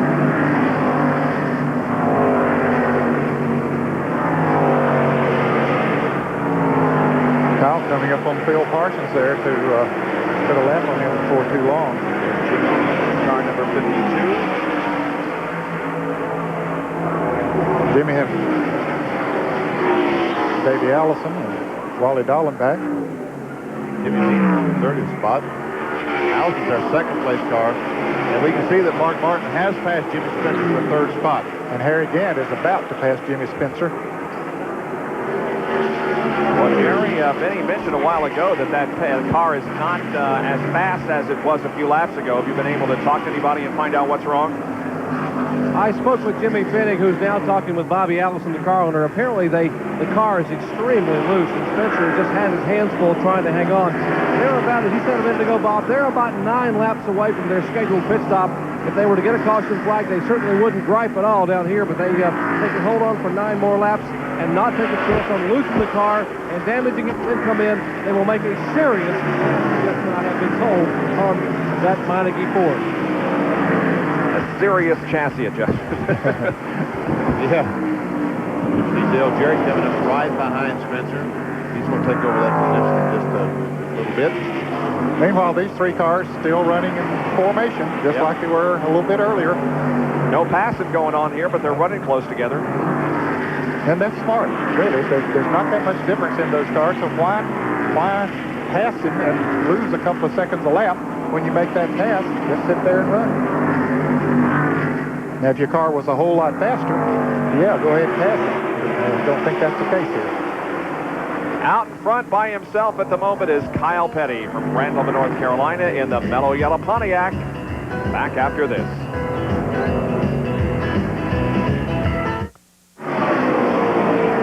Back in Pocono, Pennsylvania, it has not been a good day for the Valvoline Ford driver, Mark Martin. He now sits on pit road. The car coasting down slowly, came to a rest. He pulls the steering wheel off, throws it up on the dash, is now ripping part of the helmet away as the caution is being shown to the field. A lot of smoke came from beneath this Ford Thunderbird, and the caution is on the racetrack due to oil on the racetrack. And now they will begin to push Mark back around behind the wall. Tough break for the Batesville, Arkansas driver. He was in 5th position when the problem developed, and now, as you indicated, the 4th caution flag of the afternoon flies over this racetrack. And it comes at a pretty good time because they were within 2, 3, 4 laps of a regularly scheduled pit stop, so we'll see a lot of activity on pit road. Yeah, and there were a lot of cars that were about to go a lap down.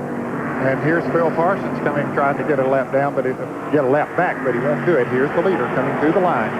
Jeff Bodine was just about to be lapped, but he's managed to stay out in front of Kyle Petty, so he'll stay in the lead lap. Jeff currently being shown in the 17th position.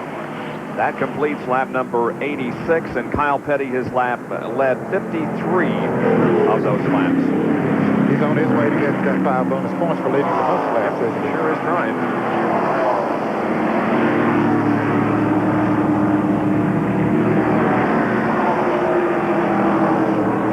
So the field now will be picked up by the pace truck as it will enter the racetrack on the north straightaway. Normally the pace truck would pick them up as you go in turn 1, but here at Pocono they pick them up coming off the tunnel corner and also let them do the restarts. There he comes. There he is. Still the same driver. Elmo Langley's behind the wheel. He don't care if it's a truck or a car or whatever. Elmo can drive it. Yes, sir. He's another one of the drivers that will be participating in the Bassmasters Series next Saturday night. And Benny will also be on the 26th, a week from this coming Saturday night. Good luck, BP. I hope so. I have that back problem, not that yellow streak. I understand. Yeah. We'd love for you to be in it, Dad, but the back is more important. Now that the pack has been formed by the pace car, the pits are open, and here they come. Those on the lead lap are coming in. Jerry, we'll go to you first as Kyle leads Davey and others down. And it's a Kyle Petty parade down pit road here at Pocono, about 4 laps shy of what would have been their scheduled pit stop. Again, the caution flag for Mark Martin's blown into. He has pulled the Valvoline car behind the wall. And as you watch the pit stop, the 42 on the top of your screen, Davey Allison in the car number 28 on the bottom. Cleaning the windshield, a very important part of a crew member's job here as they change right side tires on Kyle Petty's car. Likewise, they are going to service the Davey Allison Haviland Ford Thunderbird. Now, left side tires going on by the Mellow Yellow crew. They have fueled Kyle Petty. He is down and away, as is Davey Allison. And now at 70 miles per hour, it'll be Kyle Petty, and then Davey Allison with Harry Gant next. Let's go up to John Kernan. John. Jerry, they've already completed the 4-tire change on Dale Earnhardt. We told you the last pit stop he left, there was a little bit of an oil leak. Now the crew is underneath the hood. They are wiping off from around the valve covers. In fact, they've got a couple of valve covers ready to go on if they need to. The crew looking over, they don't seem to have spotted anything just yet. Don't see any smoke coming. Well, just a little bit of smoke from the right side as the Richard Childers crew, Earnhardt, revs the engine saying, come on, let's go, let's go. We don't want to lose a lap sitting here on pit road. Doesn't look like they found anything just yet. They will put the hood back down and Dale Earnhardt will be on his way.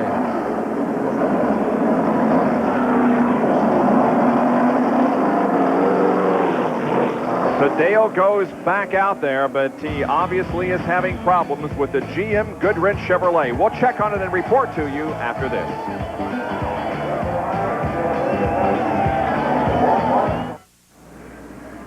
Bob Jenkins, Ned Jarrett, Benny Parsons, John Kernan, and Dr. Jerry Punch back at the Champion Sparkplug 500 NASCAR Winston Cup race. We go down to John Kernan, who has a report now on Dale Earnhardt's problems.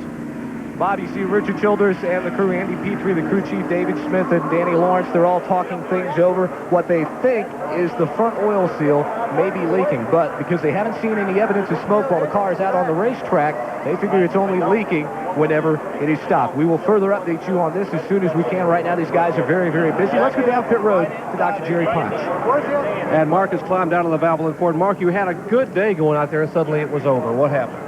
Well, the water pump belt came off of it for some reason, and I didn't, I burned it up. I didn't see it get hot. No indication, just came off and the engine temperature just suddenly went up? No, really. I just burned the motor up and then coasted in, and we looked, and the water pump belt wasn't on. That's really how it happened. Tough break for Mark Martin. He's able to smile, but boy, what a tough day he's had here. Bob? Thank you very much, Jerry and John. And as we indicated, Fastmasters debuts this coming Saturday night on ESPN Saturday Night Thunder at 8 o'clock Eastern Time. Bob Aiken, Bobby Allison, Gary Bettenhausen, Jerry Grant, Dick Greer, Fred Lorenzen, Ed McCulloch, Jim McElreath, Troy Ruttman, and Dick Trickle are the drivers in the first race this coming Saturday night. You have missed no green flag racing whatsoever. In fact, the field is just now coming off corner number 3. You can see Doyle Ford giving them the keep it steady, guys. And now the green comes out. The accelerators go down, and we're back to racing. One car missing in that group, Bob, is Darrell Walker in the Western Auto Chevrolet to pull his car into the garage area with an engine problem. And we see, is that Earnhardt going on the inside, the Goodrich Chevrolet, trying to get back to the front? That was Rick Mast. Earnhardt's on the outside of Rick Mast. What a move he made, though. Woohoo! Mast had made a late pit stop with the hood up on the Skoll Classic Ford. And here's Phil Parsons going by Kyle Petty. That's the first time Kyle Petty's been passed in a long time today, and Phil gets back in the lead lap. Remember, Phil was trying to get that lap back when the caution came out, and now that we have gone back, he does get it back, at least for the moment. Here comes Davey Allison once again looking on the inside of Kyle Petty. Can't take the spot away. Now as they come down this 3,740-foot long straightaway, we'll see how it shake out. Hud Strickland is the 4th car there, but he's a lap down. And once again, they fan out 5 wide, coming down the 3,740-foot front stretch. Here again, Sterling Marlin pulled out. Trying to go by Hud Strickland. Couldn't make it, and there's Jeff Bodine on the inside of Bill Elliott. Meanwhile, Earnhardt trying to get by these cars. He's going to make it 3 wide there in the north, the Long Pond straightaway. Nope. No, decided that wasn't the time to do it. Brett Bodine tries to make a move in the Quaker State Ford. Up front, now Phil is back to a lap down, and Kyle and Davey are in front of him.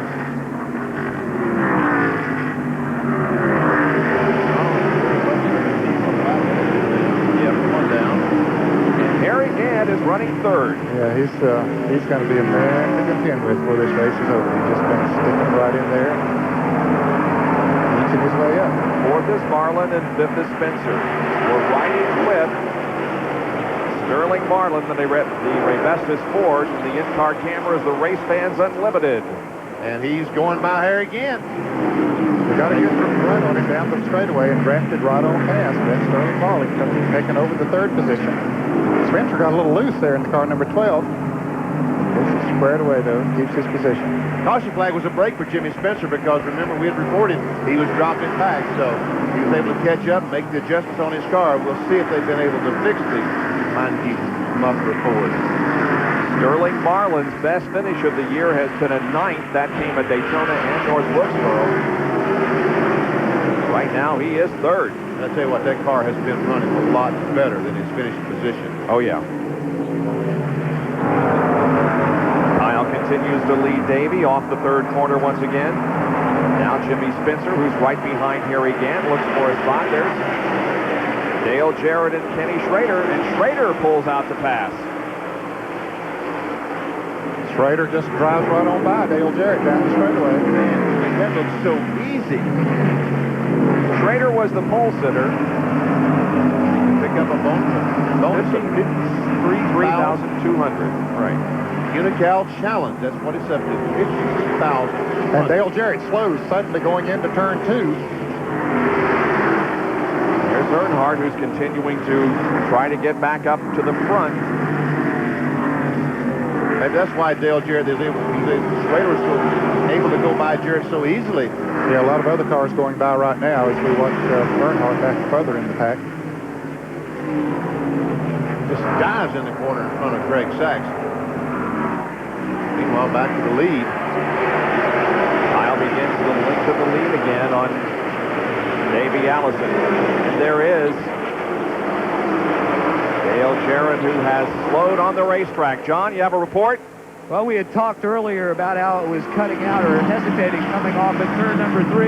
Well, he just radioed back in. As soon as you saw him dropping back to radio, Jimmy Maycar said it's missing really, really bad, and the oil temperature is up. So these guys are getting ready to go to work. Jimmy Maycar talking right now to Dale Jarrett. As soon as he's finished, and we won't be disturbing him, we'll get an update to find out exactly what the problem might be. Losing position, though, as the car is now very slow through the tunnel turn onto the north straightaway. We talk about the Winston Cup point standings. The guy in second place, Rusty Wallace, was the first car out today, I think. And now Dale Jarrett, who was in third place, is having problems. So Earnhardt, if this continues, is going to be able to make really put a lot of distance between he and the rest of the group. Yeah, even though he's having some problems himself, he still stands a good chance of putting more distance between them. Those are the top 5. Of course, Davey Allison is having the best run. Second, coming into this race, 4th at the points. 245 behind Earnhardt. And he was only 22 behind Jarrett, so he stands a good chance to move up. Yeah. Well, Dale Jarrett started 21st. Is currently 14th. His highest was the lead on lap 59. His lowest has been his starting position, 21st. And John, what else have you found out? Well, I just talked to Jimmy Maycar. He says he's not quite sure what the problem may be, but they may have broken a valve spring. And that was something that had concerned a lot of these teams because of the RPM range that they are running as they are shifting a couple of times on this racetrack. They're putting a little more strain on the motor. In fact, Richard Childress told me that was one of his big concerns this morning was the valve train. He said if you're going to have problems, that's where it will probably start first, and that may be the problem for Dale Jarrett. Well, that engine building piece that you did, Benny, is really important because now we can visualize what's wrong with the Interstate Batteries car. Exactly. The valve springs on top of the heads. They have to go up and down so many times. They're turning these engines 8,800 RPMs at the end of these straightaways, and it wasn't turning that many RPMs down the long front straightaway, so they put a transmission in it. So they turned 8,800 down that straightaway, and how they stay together is beyond me. When I stopped driving in 1988, the car got to 8,000 RPM. We were terrified to not stay together, and now they're up to close to 9,000. When I quit driving in 66, if you got above 6,500 RPM, you were in danger. Yeah. Kyle Petty continues to lead in Davey Allison second, and the word is that there may be some oil seen from the number 3 car of Dale Earnhardt. And we will keep an eye on that. Remember, John reported that could be leaking oil only when it's standing still, but they're watching the car very, very closely. We'll update you in a few moments. Kyle Petty leads at the Champion Spark Plug 500. Stay with us.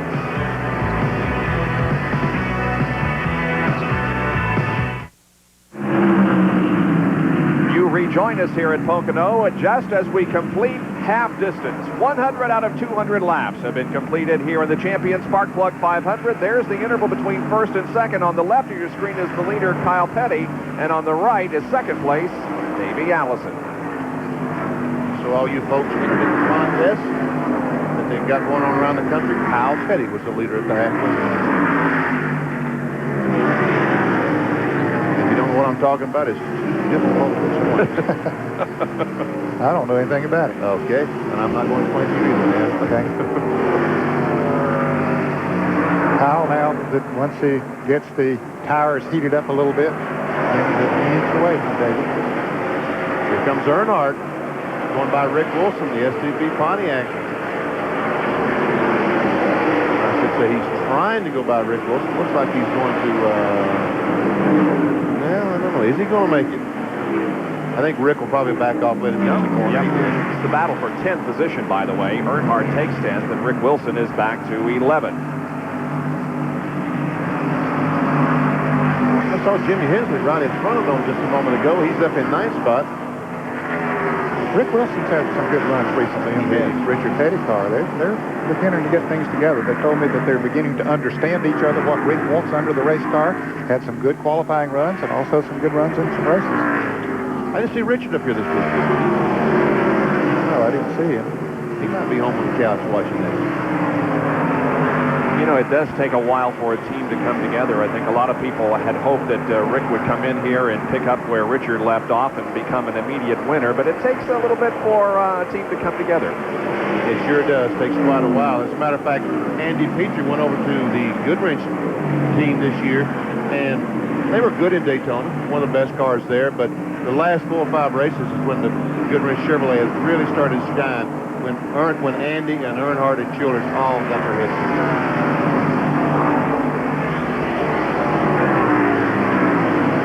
Here's the battle for 4th position. Jimmy Spencer on your left and Harry Gant on the right. They go through the tunnel turn. That's Marlin just ahead of them. There's 3rd, 4th, and 5th. There's a slow car. Now that will really hurt Spencer because he has to pass Kerry Teague on the outside and Harry Gant. First and second come off the 3rd turn. Harlan's beginning to move in a little on Davey. Looks like he might be. We see Schrader back there lurking behind Harry Gant. That's stricken Bill Parsons, lap down. And there is Rick Wilson just getting inside of Jimmy Hensley going into turn number 1. Jerry? And guys, to answer your question, yes, the king is here. Richard Petty is here at the racetrack watching Rick Wilson and smiling broadly as he's watching the young driver perform. Now, on both sides of the rear quarter panel, whereas the rear bumper and the dash is a sign that says Hi Wade. Now, you heard Benny Parsons a little bit ago mention hello to Wade Thornburg back in Randleman, North Carolina. Many people in the garage here wanted to also say hello and send their prayers and thoughts to Wade. Wade was a member of Richard Petty's crew for 25 years, almost a part of the family. In fact, he was a part of the family. 7 Winston Cup championships, 200 career victories, a very, very integral part of that team. He is not here. He has been ill for quite some time. And Wade, everyone in the garage wanted us to tell you that their prayers are with you, my friend.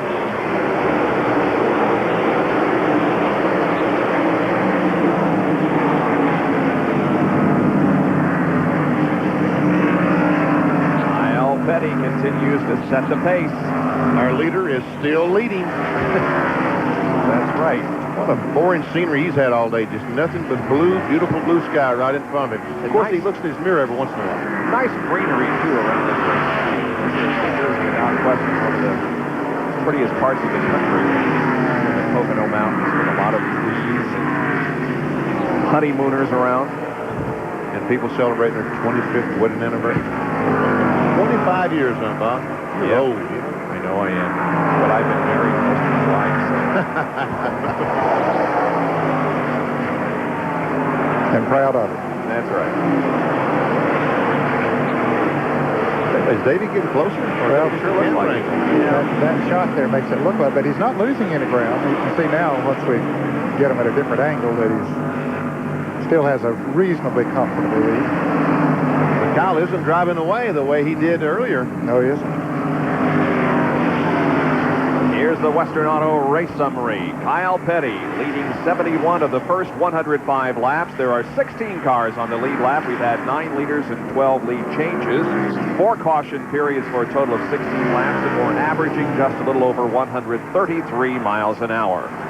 The lap leaders: Petty, Earnhardt, Martin, Schrader, Means, Musgrave, Boys, Jarrett, and Rudd for the first time in 1993.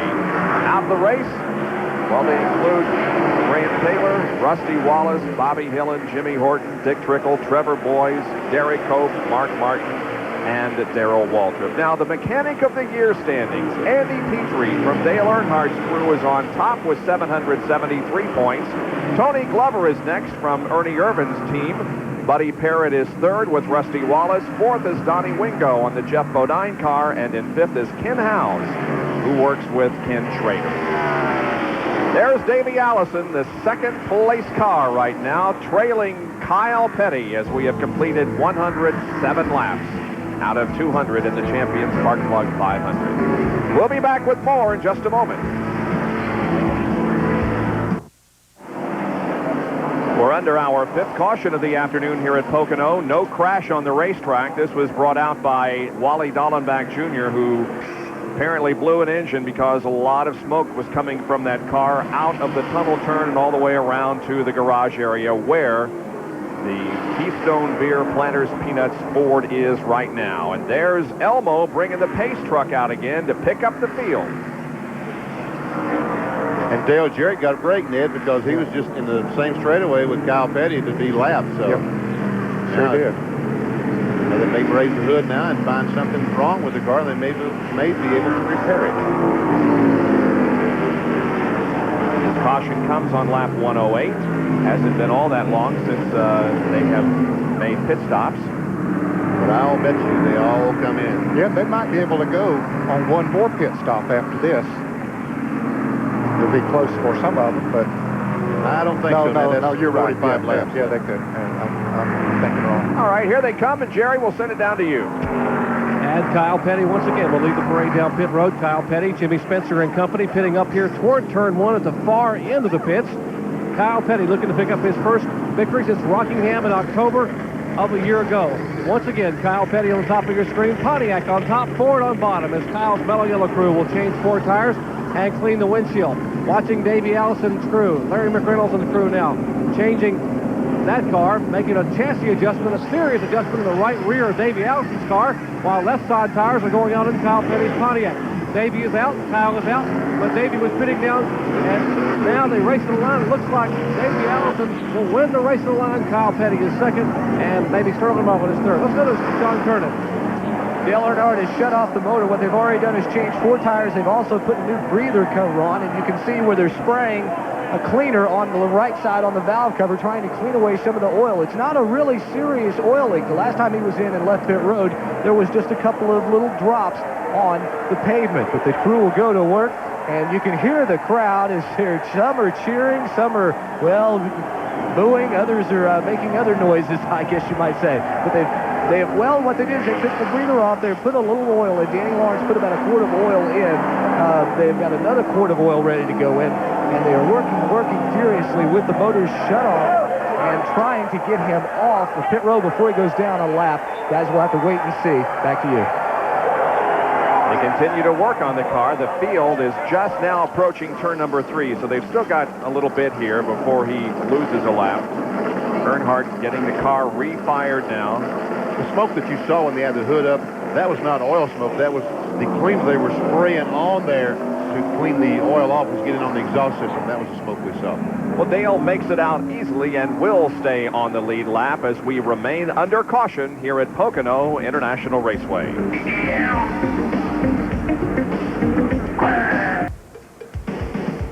Along Route 903 in northeastern Pennsylvania stands a monument to one of the greatest athletes of the 20th century, Jim Thorpe. The Native American hero of the 1912 Olympics in Stockholm was buried here in 1953, and 2 towns merged to form Jim Thorpe, Pennsylvania. 20-ton granite mausoleum honors the memory of the man whom King Gustav of Sweden called the greatest athlete in the world. That's just down the road here from Pocono International Raceway, where we are 110 laps into the 200-lap Champion Spark Plug 500. We are still under caution because of a blown engine on Wally Dallenbach Jr.'s car. We'll take another break before we go green.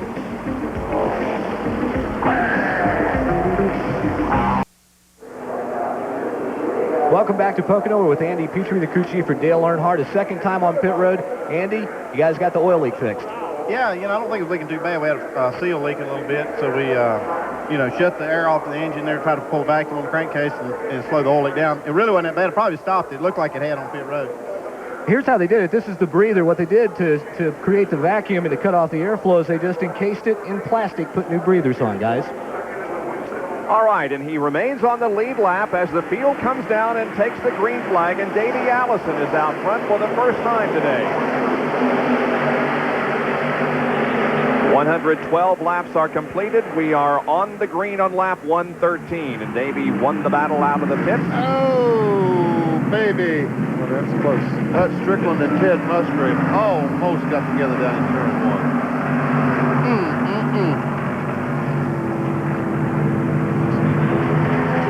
Now, Kyle Petty has been able to lead all day. Can he pass Davey Allison? Sterling Marlin third, and Ken Schrader is fourth.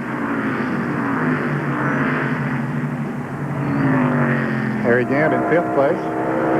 Dennis Spencer 6th.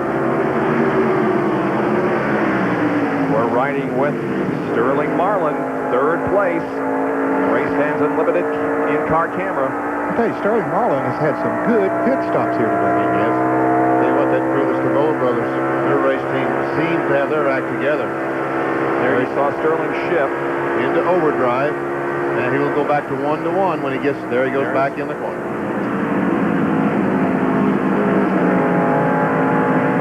We saw that graphic with Dale Jarrett was in 14th place. He did lose a lap in the pit, so that'll drop his 1 lap behind. They fixed something on the engine, and he appears to be running better, but he did lose a lap. On the far left is Jimmy Hensley in the 7 car. Right behind him is Morgan Shepherd in car number 21. That's the battle for 7th position, 7th and 8th right there. Morgan has hung in there, and the Wood brothers couldn't go forward all day long. He had some handling problems early in the race, but the last couple of runs, he has stayed right there with top 10. Shepherd, the winner in Atlanta earlier this year, where the 93 season will wrap up, determined the Winston Cup champion. Davey hangs on to the lead as he leads Kyle and the others down the straightaway. You see Sterling Marlin lost some ground. Kenny Schrader passed Sterling Marlin going down the Long Pond straightaway. Sterling passed him back in the short chute. Ooh, Spencer gets very loose on the inside of the Hut Strickland car. He gathers it back in, but he was just I thought he was going to slide up into him there. Yeah. Ted Musgrave comes along, so does Rick Mast. Spencer moved out to make him a wide entry in the corner. That's a big sticking nose or something, too. He's got a bloody nose. Well, I'm going to close the chapter on Dale Jarrett again. They fixed the car. It looked like he had good horsepower, passed a bunch of cars on the start, but now he's slowed down again, so apparently that cylinder has gone away. Whatever they did has gone away from him.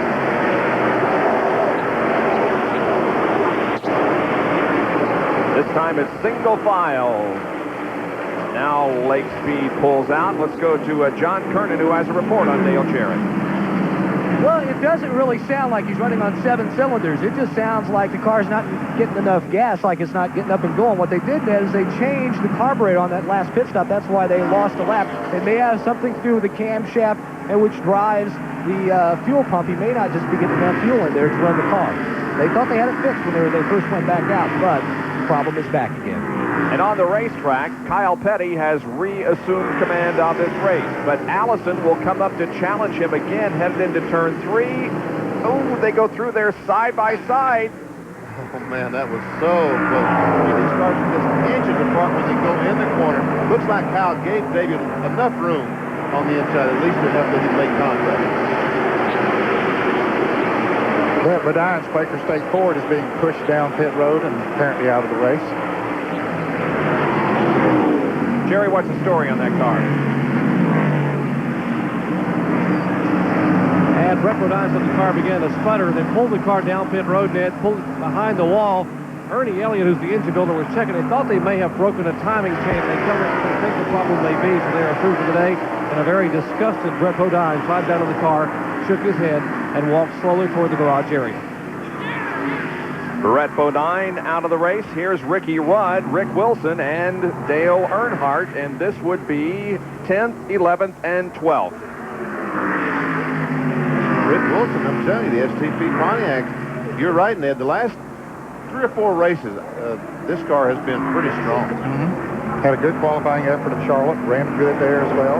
Ran good last week at Dover, had a couple of flat tires that put him a couple of laps down, but he ran very good all day.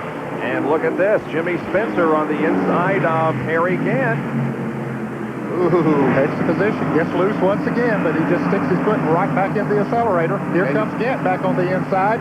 Spencer had just barely cleared the bumper of Sterling Marlin there on the rear. Here comes Gant. I tell you what, old boy, pass me, I'll pass you right back. He does. Yeah, he's going to get back as he come off these tunnel corners. I don't think so. Harry had a pretty good line coming off there. That frustrated the Jasper engine car hanging with this group pretty tough. Yep. But he's a lap down. He is a lap down. It's 15. We were talking about Rick Wilson a moment ago. His best finish was at Sears Point a month ago. He was 8th. He has been in contention in several other races. There's Lake Speed on your right. Purex Ford. Inside of Strickland. They almost touch. You wonder what the sponsor Hulu, we see Lake Speed get this car a little bit sideways up in the corner. That's what the Ford people tell me, Ned, it seems to be their problem. When a car drives up right behind them, he wants to get their car loose. That's the problem that the Ford teams are having right now. And we can see these guys how close they get in the corner. It's getting those guys in front loose. They say their cars are really fast, but they can run by themselves. But in traffic, they're running. That's one thing that Junior Johnson has said is part of their problem this year. He said some of the Ford teams have figured it out pretty well, but he said they haven't been able to, but they keep gaining. Ford has only won 3 of the 12 races we've had so far this year. But you got one in the hunt here today with Davey Allison. There we see Harry again. He's right behind Sterling Marlin. Now, if he goes off down in the corner and stays right on the back bumper of Sterling, then he will upset the 8 car. Again, he can be able to accelerate off. But this time, he was not right up on the bumper, close enough to upset the 8 car, the Sterling Marlin car.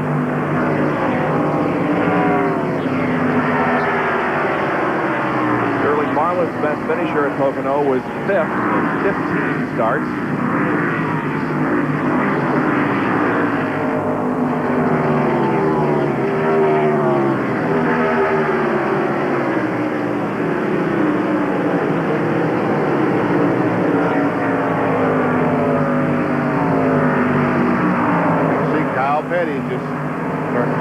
Davey Allison. And is Schrader gaining? Looks like he might be. I believe he is.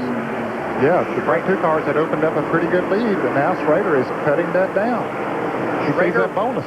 He was our pole sitter for the race, but only once has this race been won from the pole. That was Bill Elliott back in 1985.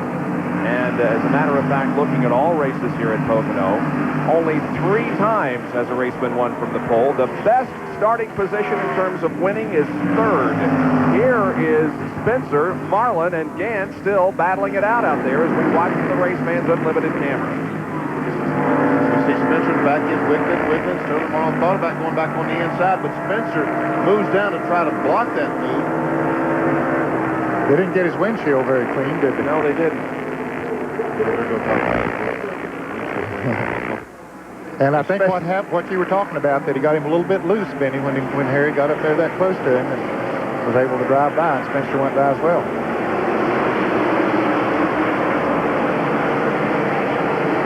Petty, Allison, Schrader, Gant, Spencer. There's Earnhardt, Bill Elliott, all running in a line. Now Kyle begins to pull away from Davey.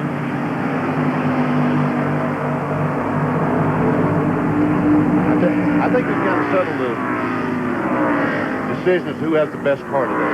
I think we can determine right now that at the moment, at least for the first 121 laps, Kyle Petty has had the best car. Melo Yellow Pontiac has led 81 of the first 121 laps.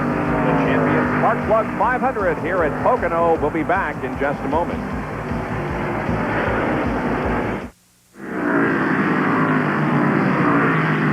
We're back at Pocono International Raceway in the Champion Spark Plug 500, still being led by Kyle Petty. There's Davey Allison running in 2nd position. Kenny Schrader is 3rd, Harry Gant 4th, and Jimmy Spencer is now running in 5th spot.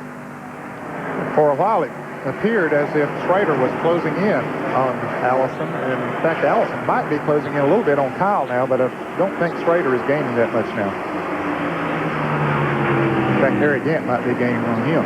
Schrader, that's right. Kyle Petty continues to, I think, the motorcycle every race he goes to. Right.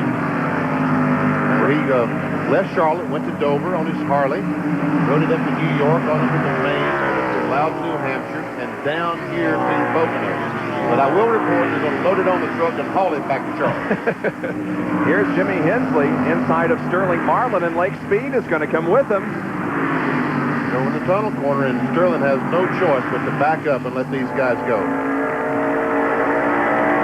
You know, this race has been decided on several occasions about in regards to fuel. It seems like every time we come here that someone stretches the fuel mileage and gets an advantage, like Harry Gant won the race here once. You see Rick Mass going by Sterling Marlin. Here comes Rudd. So Sterling Marlin's car lost the handle. Yep, losing the handle here the last two laps. Sure has. He is losing positions. Yeah, he was up there in third place, and now just dropping on back.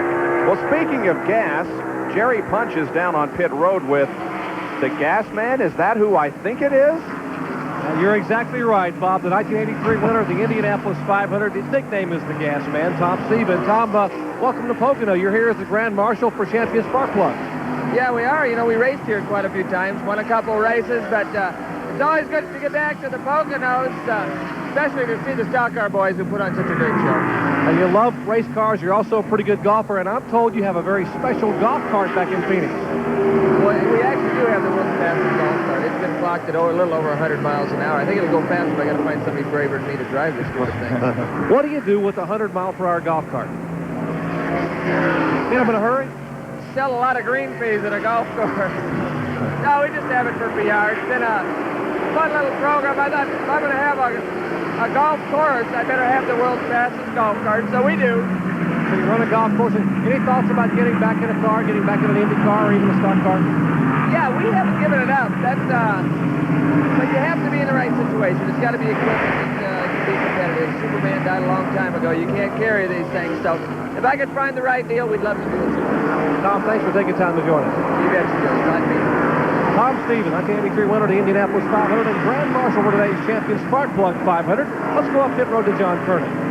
Thank you, Jerry. Sterling Marlin's had one of his strongest runs all year long today, but you've been seeing him fall back and back and back. The problem is the set of tires. He had radioed back and told Ken Wilson that this has got to be the worst set of tires they've had on all day. The car just does not want to run on this particular set of tires.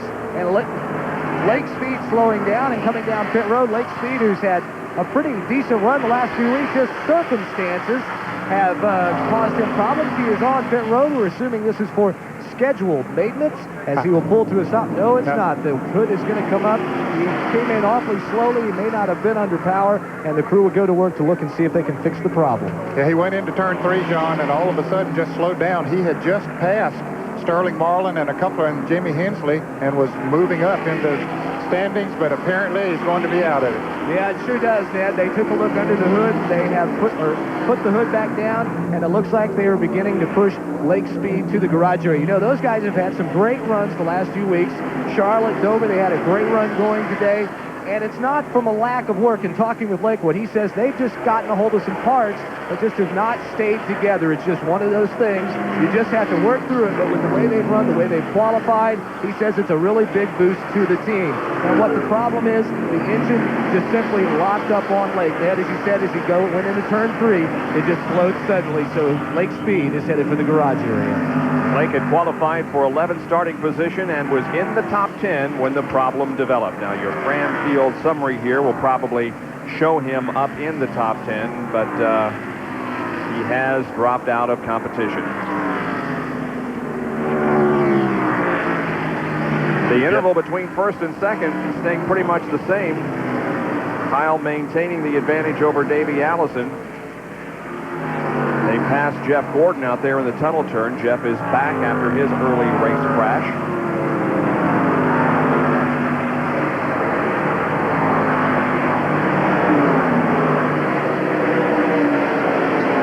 Mark Martin had an engine problem. Darrell Walter, same for Heath. Brett Ledine, Dallenbach had engine problems. A lot of engine problems here today. You know, Dale Earnhardt mentioned that in the interview that Jerry Punch did with the Sports Center. One problem that they have here is the engines, and Benny pointed out a couple of times, revving them up the way they do here, and that takes its toll on engines. This straightaway here, the main straightaway at Pocono, is without question the longest straightaway in all of Winston Cup racing, and the engines are asked to do more here than at any other racetrack. More than they can do sometimes. Yeah. Kyle Petty driving away. But look at Harry Gant, just inched up on Ken Schrader and about to make the pass. This will be for third.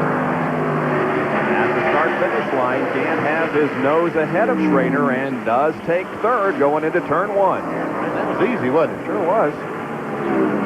When you get the momentum, get a good run coming off the three, it makes it look like you got a lot of horsepower going down this front straightaway, and Gant had a good run coming off that turn and just motored right on back. You know, Harry Gant hasn't had a very good year either this year, but you knew that sometime Harry Gant, Leo Jackson, and that crew would get the car running, because I think both those guys just simply have too much pride to run the way they've been running this year so far. He did have his best finish at Dover last weekend at 7th.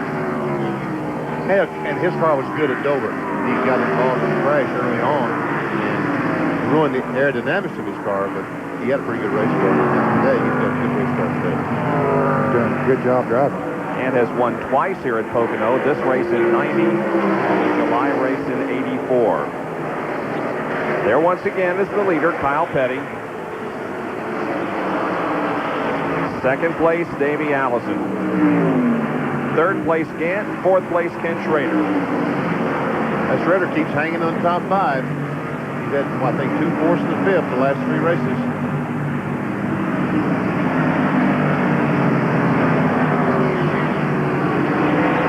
Then there's Ted Musgrave in the 55 car. He's 14th, the first car not on the lead lap. But his car is running well. I don't know how he got that lap down. He might have had a flat or something. He did indeed, yes. That's right. I think he did. That's awesome.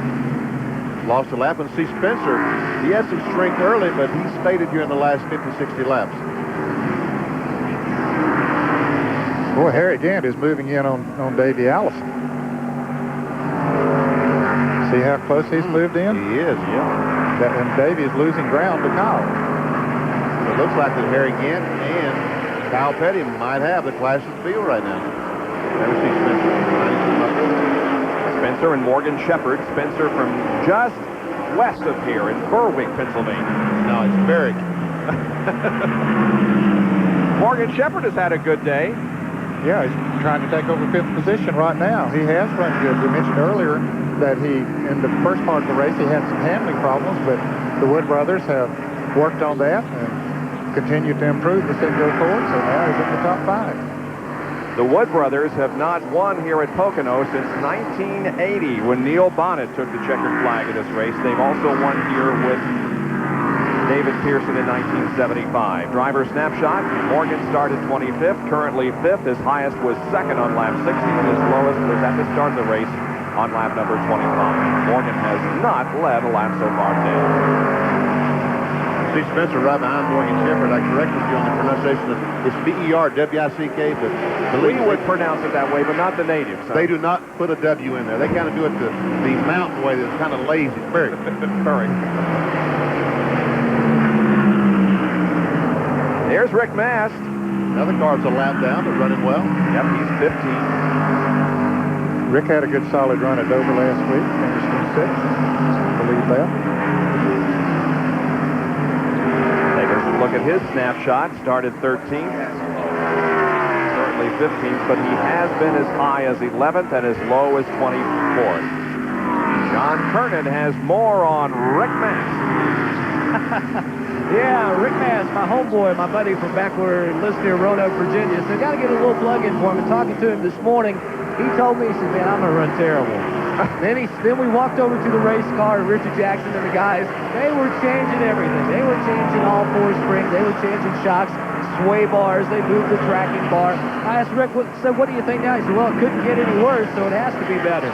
And earlier on, he lost a lap because they had rounded off one of the lug nuts on a pit stop, and they had to come in and make an unscheduled stop later on, so that's what cost Rick. All right, thank you, John. Rick Mass from Rockbridge, Baths, Virginia. Now, it appears as if Davey Allison, well, the interval is shrinking. Let's It's put it that shrinking, way. but look at Schrader. He's coming back on here again. Staying right with him after Gant went around him. Schrader has stayed right with him, and they have continued to gain on Davey Allison. You know, some people have said that Davey Allison be thinking about fuel mileage and trying to make one stop. I don't think so. I don't believe they could go from the last time they stopped to the end of the race with one stop. No, I don't think that's the consideration here. That car has slowed down. Here's Gant just moving around him with ease, it looks like. Yep. Gant heads for second spot. Gets it from Davey Allison. Harry Gant is now second. Jerry is with Larry McReynolds. Well, actually, Bob, I was standing with Larry a minute ago, and he just grabbed the signboard and said, hey, we got a pit. We're waiting for Davey to come in next time. They're going to bring Davey Allison down pit road. The car suddenly developed a serious push, and Davey had to roll out of the throttle. That could mean a couple of different things as far as the car's concerned. They're going to come down pit road here momentarily and make a 4-tire change. About 6 or 7 laps earlier, they really wanted to pit, but now Larry McReynolds, who is the crew chief of the Texaco Haviland Ford, watching up toward turn 3. There are only 3 turns here at Pocono, holding the big 28 signboard out, waiting for his driver to make an entry on the pit road. He's not going to this time. Schrader is beneath him, and I don't think he locked his entrance to pit road. He's going to go another lap. And I tell you, Davey came off that flat corner and did push very, very high on the racetrack. Could have a tire leaking down that right front. Could be leaking just ever so slowly. Because of that push that he's talking about. And it won't really hurt him that much, especially if this thing goes green the rest of the way. Because I think everybody's going to have to make 2 more stops. And so Davey can stop now and still make it on 1 more stop. We're 64 laps from the end of this race. 136 have been completed. So, yeah, 2 more pit stops between now and the end of the race. Right, Jerry? Exactly, Roger. They're going to have to make at least 1 more. To comment more on Davey Allison, they think that it's probably a right front tire going down. I just spoke with Joey a minute ago, and Joey he will be the one who will be changing that front tire. And now as Davey makes an entry on the pit road, Larry McReynolds puts the signboard over. We'll watch the Texaco Haviland crew that's been awfully good on pit road all year long. You saw them practicing pit stops early in the year on one of the features we did at their shop in Charlotte. And we'll see how well they can do it now, having been put under the pressure of a green flag stop. Here is Davey stopping the car. They clean the windshield. And let's listen to the air guns as this crew now goes to work and will change all 4 tires. Listen in.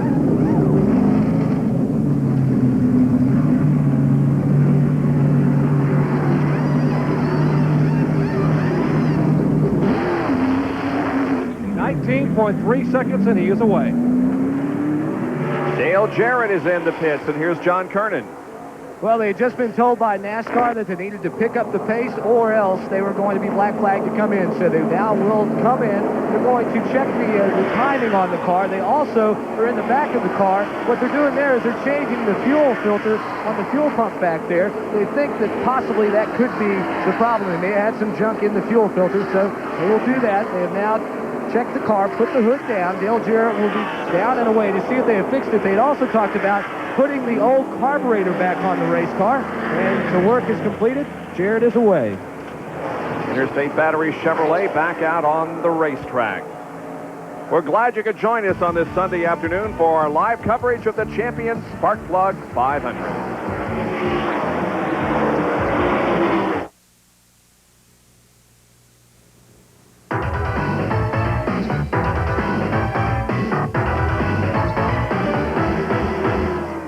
Trackbacks are brought to you by Quaker State. The Big Q is one tough motor oil. One of the most frequent questions I'm asked as a front tire changer for Davey Allison is sometimes you'll stick your head and your arms up inside the car during a pit stop when you take the tire off. Exactly what are you doing? And that's a pretty easy question. I've got one of 3 things on my mind that I'm looking for. I'm looking for this right here, this brake pad at a place like Martinsville, Wilkesboro, or a road course where we use a lot of brakes because these cars are so heavy. I'll sneak a peek in there and make sure that we've got enough to go the duration of the race. Second, take this little ratchet, I carry it in my mouth over there, and I either screw down or up depending on what he wants to do, make the car loose or tight. Do that real quick. But third, we start the race with a half a rubber in all 4 springs. What I'll do is take the tire off and I'll stick my hand in there, notice the little handle, and I'll slide this baby out and hold the spring with this hand to make sure it stays in the bucket, because it will turn on you and I'll be defeating my purpose. But this is a quick fix, and Davey seems to really like these, and we've won a lot of races by doing this. It takes about 3 seconds to do this, but it really helps us make up ground on the racetrack. And making up ground on the racetrack right now is Kyle Petty, but he is headed for pit road. The leader comes in. Jerry? And a scheduled pit stop for Kyle Petty. He will need one more stop, probably about 20 laps to go, to make it the rest of the way. And now the mellow yellow Pontiac driver looking for win number 1 in 1993. Comes in a hurry and jumps on the throttle and the brake pedal at the same time as he revs the engine up here and comes to a halt. Crew now cleaning the windshield. They make a chassis adjustment in the right rear. There's a ratchet in the right rear window. 1 round and a half basically be put in the car. Now left side tires going on. The car is full of fuel, and the mellow yellow crew pull the jack. 18.8 seconds for a pit stop for Kyle Petty. Let's go up to John Kernan. Sterling Marlin's team has already put on right side tires. Left side tires are going on. Remember, we told you he'd run so well only to get a bad set of tires last time. And Sterling Marlin's headed down pit road. Jimmy Hensley with the left side tires going on. His car, Dale Earnhardt, is also in. Hensley is still working on it. Harry Gant also is headed down pit road. This is going to be the race on pit road. Kyle Petty, the Leo Jackson crew, Charlie Presley crew. Who is going to win the race? Renter to stop. The jack goes under. 2 bumps, 18.8. Remember, Kyle Petty, that was the time. And it looked to me like Harry Gant was gaining on Kyle Petty. Charlie Presley goes around to the left side. Billy Abernathy changing time to look us on the right front. They're going to lose this battle in the pits. Yes, it is. 20, 21, 21.7. Harry Gant's away. More than 3 seconds longer than Kyle Petty's pit stop. And Kyle Petty is already going in turn 1. So, yes, he lost quite a bit on that pit stop exchange. Morgan Shepherd also comes out of the pits. Clock Sterling Marlin, we've been talking about his good pit stops at about 19 and 4/10 seconds, so he did have a very good pit stop. John, what's the situation on Dale Jarrett's car? Well, it sounds like they got the problem fixed. It wasn't the fuel filter was clogged up, guys. The fuel line from the fuel filter was loose, therefore it was leaking. Not enough pressure pushing that fuel to the carburetor. It was as simple as that. They had talked about all kinds of different possibilities. Now let's go down to Jerry Punch. And the Meineke Muffler crew, Bobby Allison Motorsports team, now Jimmy Finnick and company, go to work on Jimmy Spencer's car from nearby Berwick, Pennsylvania. As they will change all 4 tires, clean a lot of debris from the front grille section, clean the windshield. Looks to be pretty much routine. No chassis adjustment as of yet on that Meineke Muffler for Thunderbird. Left side tires going on. Trouble now with the jack. They cannot get the jack underneath the left side of the car. They had a good pit stop going. The car fell off the jack. Now they picked the car up, put the jack back underneath.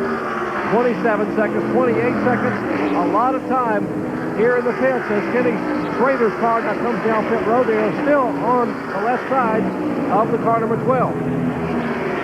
Oh, man. 44 seconds for the car number 12 of Jimmy Spencer. And here is Kenny Schrader, the Kodiak Chevrolet on pit road. As the crew gets in, they're going to work on that car. Schrader, 3 top 5 finishes in his last 3 starts. A new track record in qualifying here at Pocono, Pennsylvania. 1 can of fuel going in. 2nd can going in. Left side tires. Looks to be a good pit stop for the Kodiak crew. Left side tires already on. Lug knots being fastened. And they pull the jack. A little over 20 seconds as Schrader pulls away. But Davey Allison, Kyle Petty's been by. Davey Allison's been by. Harry Gant's been by. And Schrader will go back in the race in 4th place. So Kyle Petty still has the lead of this race, with next to the last pit stops being completed. Now we'll show you the interval from Kyle Petty back to the 2nd place car. Davey Allison. And all the way way back to there. All the way back there, huh? So Robin Pemberton and that mellow yellow crew had a great pit stop, and Kyle Petty came down pit road as fast as he could. We saw him slide into the pits. He went in just as hard as he possibly could get. Here's Dale Earnhardt now with Jimmy Spencer. Jimmy lost a lot of time in the pits, and Earnhardt has caught up to him and passed him going into turn 1. Kyle Petty and the others will have to make one more stop before this thing is over. We've got 54 more laps to go in the Champions Spark Plug 500. ESPN Speed World coverage of the Champions Spark Plug 500 being brought to you by McDonald's. What you want is what you get at McDonald's today. And by Country Time Lemonade Flavored Drink Mix with the taste of good old-fashioned lemonade. Well, a sellout crowd here at Pocono witnessing the Champions Spark Plug 500 NASCAR Winston Cup race. And we are just about 50 laps from the end of this thing with Kyle Petty setting the pace, leading Davey Allison. Harry Gant is running in third spot. As a matter of fact, Gant is about 9.5 seconds behind. Davey is about 9 seconds back. Ken Schrader is fourth, almost 16 seconds behind, and Morgan Shepherd is fifth, 17 seconds behind the leader, Kyle Petty. Here's Sterling Marlin and Bill Elliott. It's a race for 6th place. Elliott's turning in one of his better performances in 93. Sure is. There's Dave Martin following it.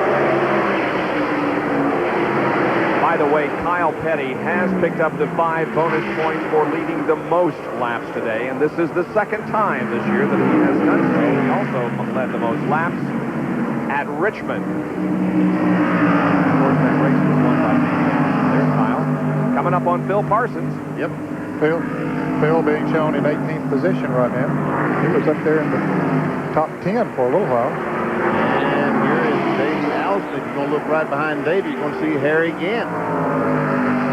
He was 0.6 of a second behind him the last time by. This time he's just a few Carling. 6 Carling. Yeah, he's moving in.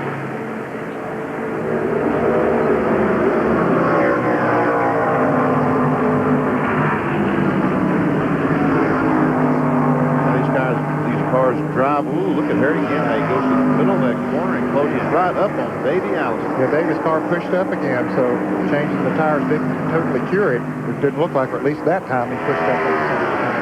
And Harry Gant just easily took the spot away. Yep. He's second. Get back to third. Here's a Napa field summary for you. That pass, of course, not reflected. Yeah, it is too. Guys are quick, aren't they, out there?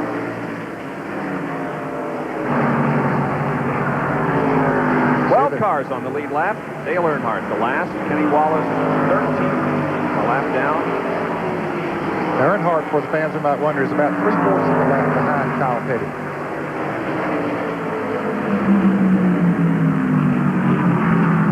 Bobby Labonte had several problems today. He's 3 laps. A lot of time on pit road today. Yeah, he hasn't run that bad on the racetrack. He just has extra pit stops.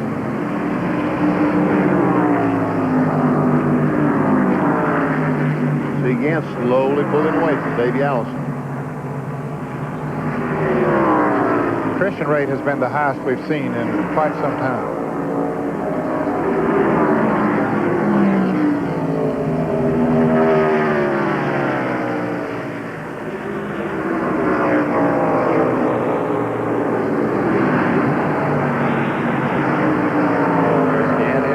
And Allison right behind him. They're chasing down this man, Kyle Petty.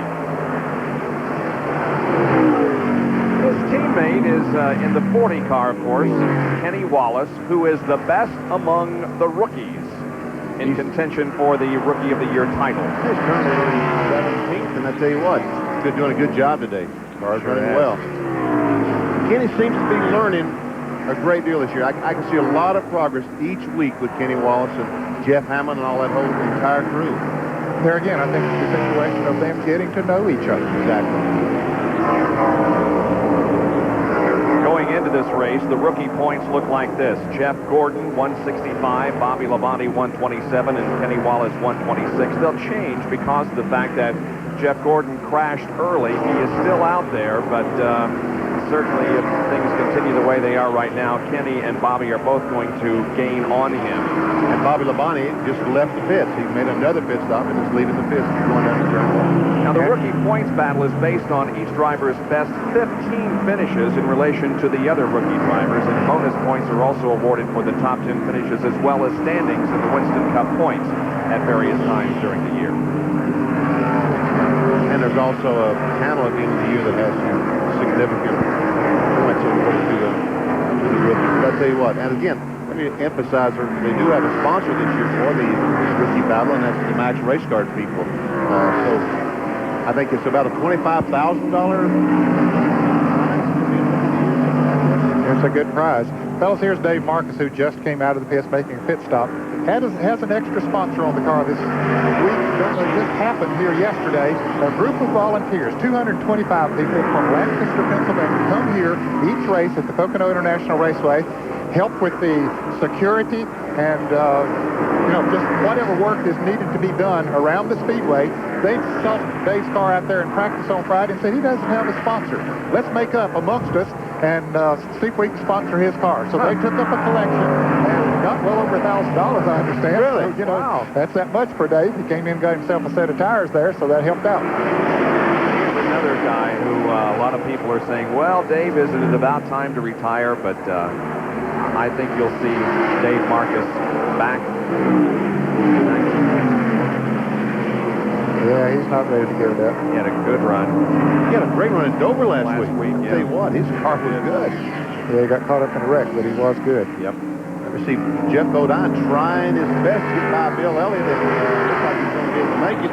And Rick Mass, I think, is going to try to follow. Got Elliott hung on the outside up in the tunnel corner, and now they go through there two abreast. 7th position, Bodine just took over. Elliott is in 8th, and is he? Yep. Rudd is, yeah. Would be in the 9th position. Right. Rick Mass currently being shown in the 15th position. He's the second car that's not a lap down. Kevin Musgrave is 14th. Our next Winston Cup race here on ESPN will be on Saturday, July the 3rd, the Firecracker 400, Pepsi Firecracker 400 from Daytona. Boy, that's one of my favorite races all year. Here's Jeff Bodine's serial, started 14th, and this shows you how he has done in the recent laps. On lap 115, he was 14th, moved to 9th by lap 140, and now at the end of 155 laps, he's running in 7th. And Bill Elliott started in 16th. Lap 115 was 13th, ran there for quite a while, and then moved up to 8th by lap 155. Who's leading? The leader, our leader is still leading. Al Petty is having a field day here today. We talked about Earnhardt being dominant to kick off of this show, and Kyle Petty.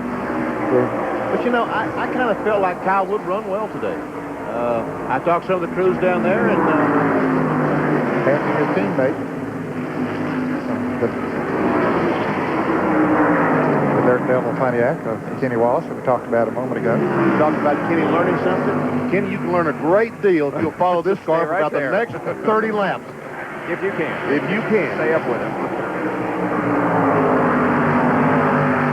Look all the way back there to Harry Gant. Almost his entire front straight.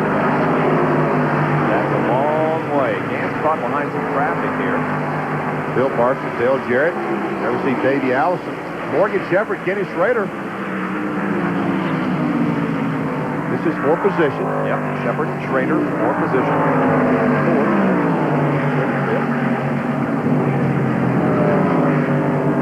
Morgan Shepherd has been very quiet today, but he's also been very steady, very consistent. Certainly has. He's running a very good race. Had good pit stops. Right up there, solid in the top 5. After he started way back in position. So the Wood brothers and Morgan Shepherd looking good, but not quite as good as the Felix Sabates team. And driver Kyle Petty, he's our leader.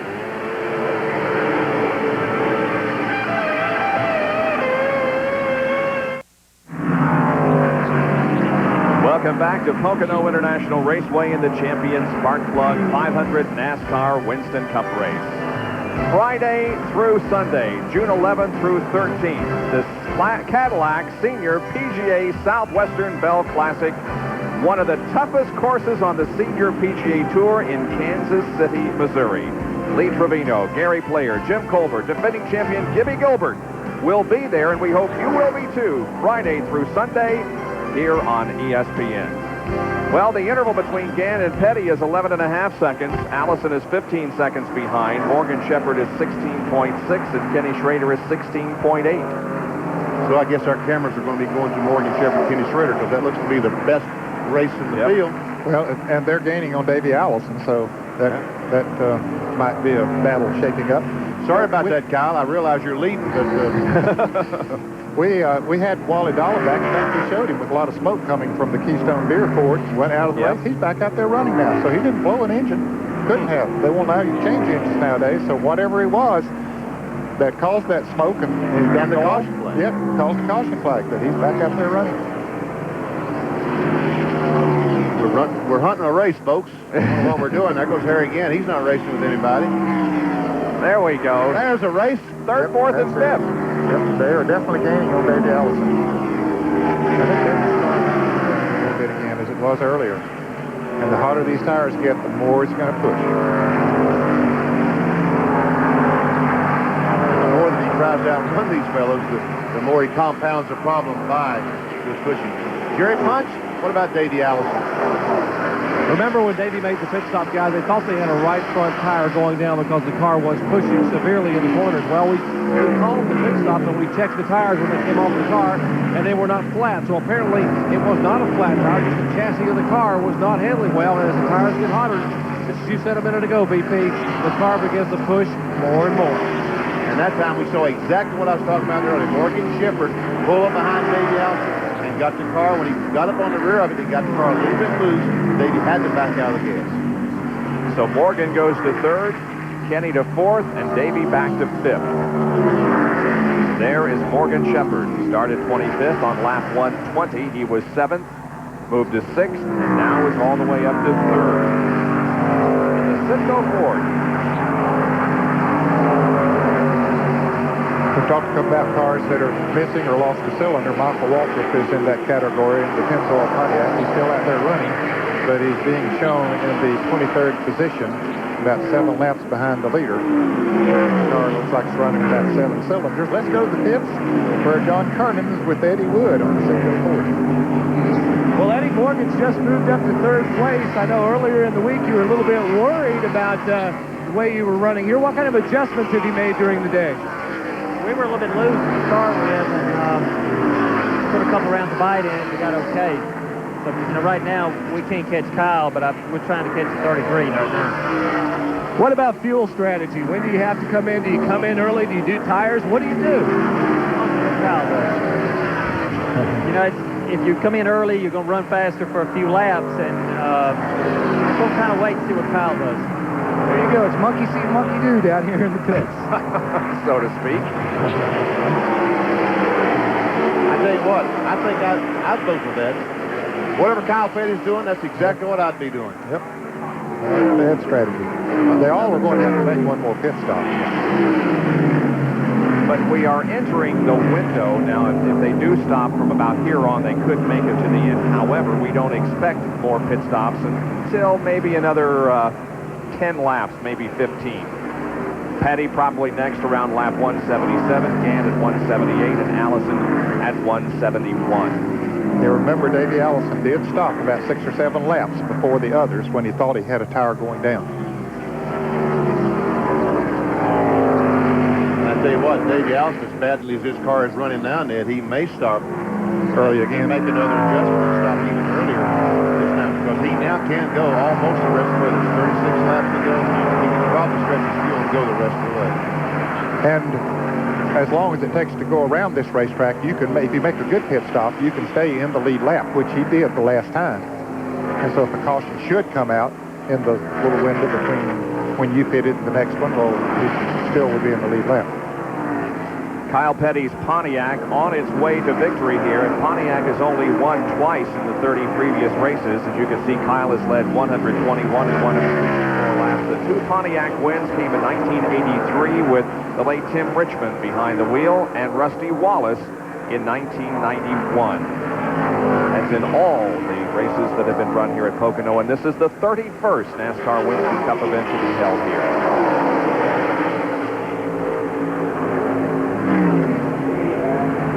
Kyle Petty is fourth. It looks like he ought to be fourth. That racing the soul all day. He passed Davey out. Yeah. Here comes Davey. He's losing ground. Yeah. So I would expect him to hit as soon as he can and try to make another adjustment and get 4 fresh tires on the car. And let's go down to Jerry Punch. We're in the Davey Allison pit. Let's check in with Larry McGreal and see what the problem may be as the car comes by. Larry, it appears the car is going away. What's the problem? Yeah, we picked up a pretty bad push. I don't know why it's changed like that. We had a spring rubber in the right rear. I just hope that thing hadn't come out. If that has come out, that would account for the push the car's got. But it seems like ever since we thought we had a right front tire back on lap 137, it's had a pretty bad push. Would you opt to make your final stop a little earlier and try to fix the car, Larry? Yeah, we're going to try to get the advantage of the fresh tires, but even though on the top side of the race, it's going to put us on more laps on our tires than our competitors, but we need to try to adjust it when we get to the fuel window. All right, so we'll watch Davey Allison come in probably about 5 or 6 laps earlier than everyone else to try to make an adjustment and hopefully salvage a good finish. Yeah, I would have thought they'd be in the fuel window now. What, there's about 34 laps to go, 33 when they come back the next time, so they should be able to go the rest of the way as far as the fuel is concerned.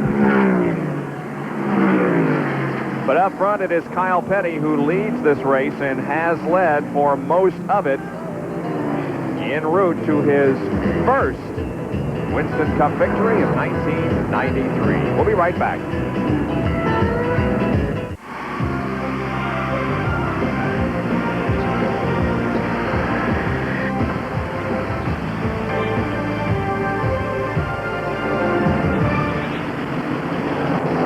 ESPN Speed World today at Pocono International Raceway in northeastern Pennsylvania for the Champion Spark Plug 500. And we have 31 more laps to go in this race, which has been totally dominated by Kyle Petty. He continues to lead. There he is. And here's today's trivia question. The last time that a number 42 car won on a 2.5-mile super speedway was... Come on, Long time ago. Probably Lee Petty in 1959 at Daytona 500, the first Very nice. Very nice. Good call. Here's Davey Allison and Jerry Punch is there. And we mentioned it would be about 5 laps early. Actually, Davey pitting about 8 laps before the other cars scheduled to come in, but the handling problem necessitated an early pit stop. They will clean the windshield, change the tires, and as yet we have seen no ratchet to make an adjustment on the car. Right side tires already on. They're going to go with the tires themselves only. Now a ratchet in the right rear. They take a round and about a half a round out. The right rear of the car. Left side lug nuts on. They pull the jack. Davey puts it in gear. 18.7 seconds. Pretty good pit stop, but he's away. But he's a lap down, Jerry. Kyle Petty just went by. I said there a moment ago that he could make a pit stop and not lose a lap, but he'd gotten so far behind on the racetrack that now he is a lap down. Of course, he'll hope that it goes green for a while, and Kyle Petty will have to get under the green. As we watch Kyle Petty, Morgan Shepherd's car seemed to be losing the handle a little bit. Graders went by and a bunch of other cars have been by. Well, you know, you see a lot of these guys come here in their multi-million-dollar haulers with all the conveniences of the shop carried with them. Here's how they transport the number 48 car that's owned by James Hilton and was driven today by Trevor Boyes, the old-fashioned way. And here is Bill Elliott making his final pit stop of the day. He gives up the 8th position to make this final stop. And here comes Kyle Petty as the leader comes in for what should be his final pit stop of the race. Jerry Punch, he's headed toward you. Exactly, Bob Dickens. Final pit stop of the day. Just 29 laps away from the conclusion of the Champion Spark Plug 500. And Kyle Petty's first victory in 1993. What should be a routine stop. No chassis adjustment thus far. 1 can of fuel going in. Jerry Swatch puts the second can over the wall. Mellow yellow crew now scrambling around. Robin Pemberton pulls the left front tire off. New Goodyear tires going on. Lug nuts fastest. Ken Schrader comes in. 19.2 seconds, and Ken Schrader is in further up pit road as his crew, the Kodiak crew. Going to work on that car, changing right side tires. Ken Howes and the rest of the Hendricks Motorsports team. Left side tires now. Going on that Kodiak Chevrolet. Schrader trying to continue the string and make it 4 consecutive top 5 finishes the last 4 outings. Good runs for Schrader in Dover and Charlotte as well as Sears Point. And Schrader's off the jack. He is down and headed back to turn 1. And Dale Earnhardt also makes a pit stop. Sterling Marlin has completed his stop. He moves back out as Earnhardt now gets the GM Goodrich Chevrolet to a halt, and they go to work on the right side of it. And Harry Gant, the second place car, is coming down pit road, heading for his pit. There he is. Rick Wilson is pitting right in front again, and John Kernan is right there. Harry Gant is in. The Skoll crew will go to work on the right side. Harry has also said that the engine is getting weaker. Morgan Shepherd comes in a little too hot. He goes over the line. He will have to, they push the car back. Now they will get to go to work. Harry's waiting.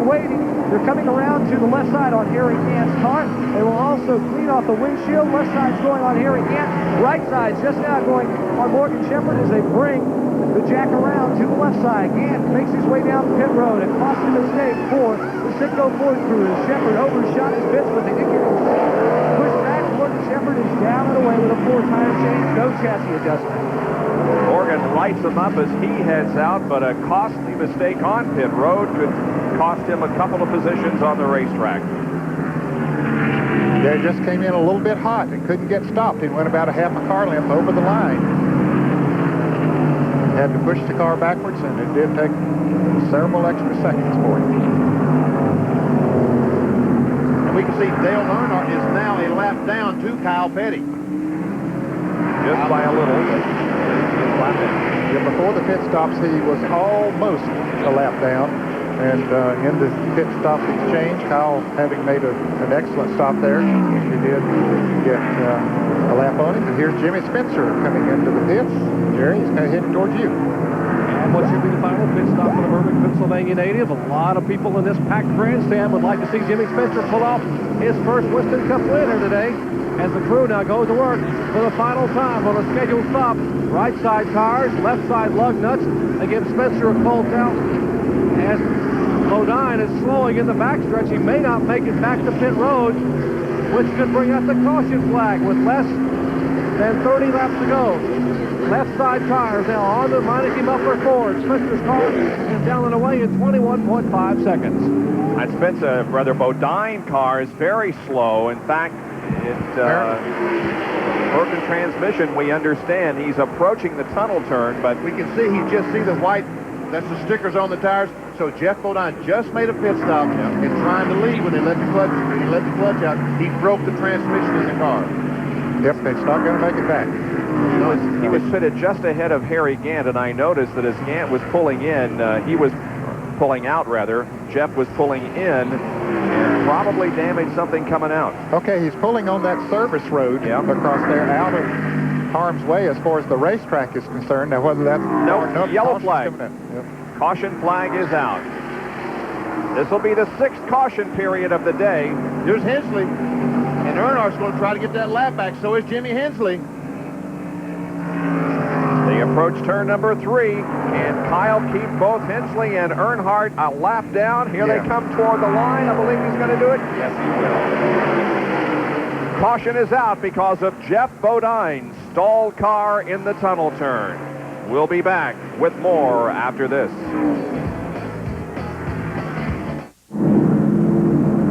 Those running up front are pitting. Here's Jerry Punch and Kyle Petty's pit.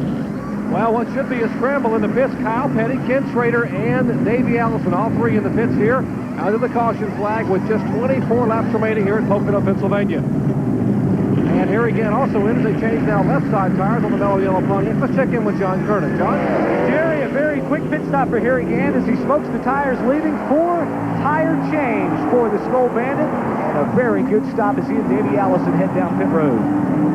Well, Kyle just barely won the race out of the pits. He really had them lit up, didn't he? I tell you what, they all lit them up. Those 4 cars all did a great job. Kenny Schrader, let's give a call to his crew because all those guys did a super job. They're trying to get Jeff Bodine's car in a better position. That's the reason that we are under caution. Our 5th, make that the 6th of the afternoon. Just got 25 more laps to go here at Pocono. Hometown favorite Jimmy Spencer brings the Meineke Ford in for his pit stop. He is in 9th position on the lead lap as the crew works on the right side of the car, now quickly to the left side. You know, he lives up a road in Berwick, Pennsylvania, and probably 99% of the time, he is the most famous thing in Berwick, Pennsylvania. However, recently, there was something else that stole the headlines in this town just west of Pocono International. The Berwick Bulldogs had the #1 high school football team in the United States. By USA Today from Berwick High School, George Curry. The #1 high school recruit from Berwick High School, would you please welcome Ron Polis. For a number of years, a college football player himself, would you please welcome Dr. Jerry Punch from ESPN. A number of years ago, he was a center at Berwick High School, Jimmy Spencer. Ladies and gentlemen, Dr. Jerry Punch tries to complete the first pass of his career, at least a pass completion to the right player, and he does! Actually, Dr. Jerry Punch played for NC State and had an outstanding football career. Didn't you, Doc? I think you were right the first time, Bob. It's probably the first pass people in Raleigh, North Carolina can remember seeing me complete. At least it's somebody with the same jersey on. But I got to mention, you know, Ron Polis, who is the #1 high school quarterback in America, will be going to play at Notre Dame for Lou Holtz next year. George Curry, the head coach for the Berwick Bulldogs, what a great job he did. The #1 high school football team in the USA last year. And 85 of those members are here in the stands to watch this exciting race today. Back with more from Pocono after this. You're riding with Sterling Marlin, who now is 2nd. The Race Fans Unlimited in-car camera. He's lined up right behind Morgan Shepherd as the green flag comes out and we resume competition here at Pocono with 20 laps to go. Morgan Shepherd is the leader in all of that scrambling around. Earnhardt trying to get his lap, get back in the lead lap. So is Rick Mast and Rick Wilson. They all get back there. Jimmy Hendricks on the outside. And Rick Mast spins. Hope everybody can get by him. And so far he did. He went down in the grass, and I don't think anyone else except Rick Mast spun. And he's going to continue on. Just a little agricultural racing, as Dr. Jerry Punch described it yesterday in the ARCA race, and Mast is back on the track. But Kyle Petty, I think, had to slow down because of the car spinning in front of him and lost a lot of distance. Now, can he make it up? Here it is again. Let's see how Mast got sideways going into turn 1. Well, he and Rick Wilson almost got together. In fact, they might have touched just a little bit, and Wilson went on, and Mast. The 3-car might have touched him. Let's see if Earnhardt did. Yeah, he did. Yeah, the 3-car got him just a little bit, enough to get him out of shape and spin him around. Well, Earnhardt is back on the lead lap. He's at the front of the pack, but he is not the leader of the race. That continues to be Morgan Shepherd. Kyle Petty now has moved up into 2nd. So Kyle is on the move. And he's right behind Morgan Shepherd. Watch Earnhardt go by. Here's Sterling Marlin. I guess Sterling Marlin is leading the race. Yeah, he is. Okay. Oh, okay. Yeah. Yep. Sorry about Meanwhile, that. right behind him, Kyle Petty's trying to get alongside Morgan Shepherd. That'll be for 2nd then. Yeah, that would be for 2nd place. Here's our leader, Sterling Marlin. There we see Sterling right behind Rick Wilson. There's Jimmy Hensley. here comes Kyle Petty. He made that pass on Morgan Shepherd. He has taken over second, so it's Kyle Petty, Morgan Shepherd, and Davey Allison. Sterling Marlin has a pretty good lead. Yeah, I don't know what it is. It's probably 2 or 2.5 seconds or something. We'll get the clock running here in a moment. See how far it is. Kyle blows in and catch him within the time that we have left in this race. Or will Marlin record his very first NASCAR Winston Cup win? Kyle Petty just came off the corner and drove up right alongside Hud Strickland. His car is handling like a dreaming mellow yellow Pontiac. Robin, Kyle, and that crew seems to have the handle on this racetrack today. They certainly do. Certainly do. Okay, let's go inside the 8th car and Sterling Marlin's their bestest car and just see how we got the lead. There's the leader, Morgan Shepherd. He follows Earnhardt. Earnhardt gets alongside Morgan Shepherd on the inside, the preferred line. Now we're going to see the spin. Nail the gas and away you went. Yep. Had Morgan out on the outside, so he just stood on the gas and took the lead. Now he's trying to pass Rick Wilson. He's not going to hold Kyle Petty off, I'll tell you. Kyle Petty's just coming too strong, too hard. He is coming in a hurry. Here's Ken Schrader trying to take the position away from Morgan Shepherd. Morgan's car seems to have to run a while before it really sets in and starts running good. And he did not stop and get tires that time. He had a couple of laps on his tires. Kenny Schrader and Kyle Petty both did stop and put 4 fresh tires. Jimmy Spencer did as well. There comes Spencer into the picture. See Spencer right behind Ricky Rudd. Now Marlin passing the car number 44, and Kyle Petty has caught him, gentlemen, as they go down into turn 1. Not quite caught him, but he's right there. We better get this statistic in before it goes away. But the last time the Stavola brothers won a NASCAR Winston Cup race was at Daytona in 1988 with Bobby Allison driving. For the Daytona 500. 7 car Jimmy Hensley's. Kyle made a little bit of a slip coming off of turn 1, and that allowed Hensley to really come up there on him, but Kyle has got her back down on the inside again, trying to move around his dad's race car.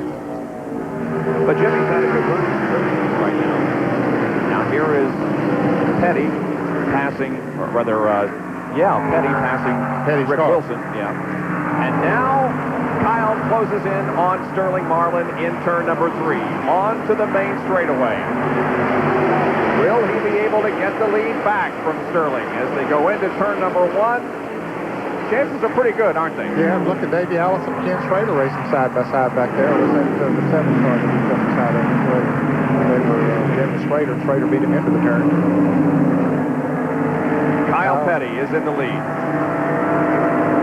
And Robin Pemberton has been chosen as the Western Auto Mechanic of the race. I tell you what, if he didn't win the award today, they better have a recheck. He didn't want us to jinx him, but let's hope we don't. You mean by talking to him? Yeah, right. By mentioning that we don't know.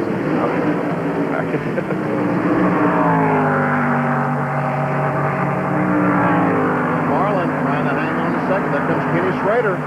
Kodiak's car. Schrader's on the move. He's on the move. Trying to catch Sterling Moss in second spot. Harry Gantz there to the left, the right rather. Here comes Davey Allison passing Jimmy Hensley. Boy, Harry Gantz spent all that time working his way up to second place before that caution came out. And then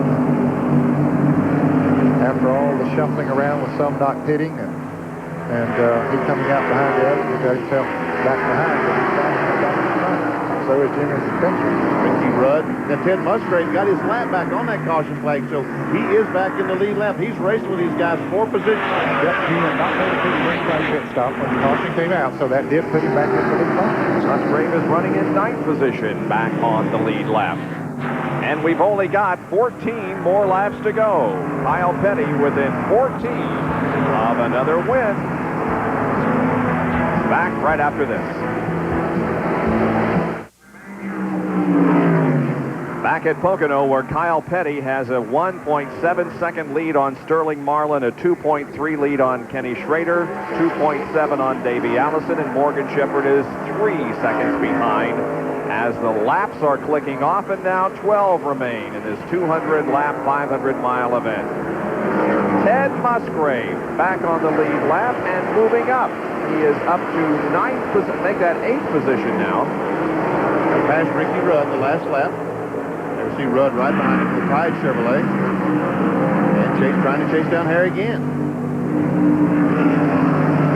There's and Spencer. Spencer racing about the 6th spot. Jimmy Hensley seems to have lost a cylinder. Maybe car number 7. He's off speed from what he was, but he's still out there running. You see Kenny Schrader has just passed Sterling Marlin for that 2nd spot. There comes Davey Allison, Morgan Shepherd, Jimmy. Remember, all these guys running right together. Side by side into turn 3, Marlin and Schrader. Sterling got it underneath. Schrader trying to take that spot back. Now here they come, 2 abreast, and Sterling Marlin's got him a drafting partner. He had one. Now Kenny Schrader has one with Davey Allison coming up there behind him. John Kernan, tell us about the Jimmy Hensley situation. Well, Bob, the engine developed a miss, thought it was the electrical problem. Jimmy reached over and switched to another electrical ignition box, and he radioed back, said that just made the problem worse. So they're just going to try and ride it out and hope that the cars stay together till the finish. I'll tell you what, this is a heck of a race for second. They are all right together. Yeah, Kyle's not going to get much TV time here right now. No, he's going to stay out front again. Jeff Gordon moves out of their way.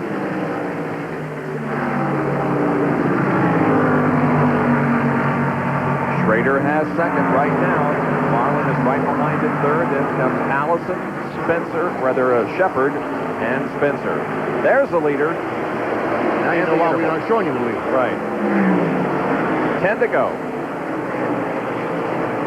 There's Harry again, trying to move around Rick Wilson.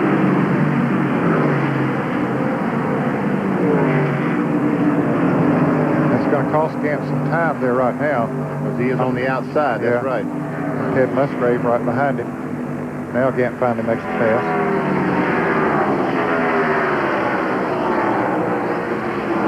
Meanwhile, Morgan Shepherd's going by on the inside of Davey Allison. As I said earlier, Morgan's car needs a few laps before it really gets going. But he didn't quite make it past that time. Here's Spencer trying to pass Shepherd. This has been some of the best racing we've seen all day. Look at Spencer go in. And they are glued together as they come off that flat corner. Here comes Harry again. He'll try to make it 3 abreast. If he has enough momentum down the straightaway, but I don't think he has. He don't know which one to follow, but he'd probably follow the inside man. That's what Davey Allison did a moment ago when he ducked out from behind Schrader in behind the 8th car. Spencer got the corner a little too hard. If Harry had just been ready, he might have got both of them in one corner. So it looks like he's going to get Shepherd. Oh, Morgan's coming back. Yeah, Morgan's coming back from the outside. Harry has the herd groove into the turn. Shepherd wisely backs off. Yep, smart thing to do. Looks like they got that set. For the moment. The 55 and the 44 having a shoving match down the 55 Musgrave on the lead lap. Rick Wilson not on the lead lap. But I bet Rick don't know it. That's right. Rick Wilson thinks he's racing the 55 car pole position right now. And the spotters probably don't realize it. That's right. They knew that Ted was a lap down earlier, and so they figured they're racing for position right now. But they aren't. Another Napa field summary.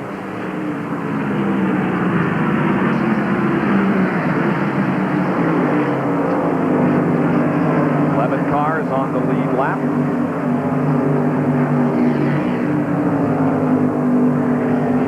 Dale Earnhardt, he passed the leaders on his last restart. Still is in front of Kyle Petty. He is on the lead lap. Yeah, he built up a big margin there before Kyle got to the front. Kyle is gaining on a little bit now, but Earnhardt is staying out there in good shape for him. Musgrave finally was able to get by Rick Wilson.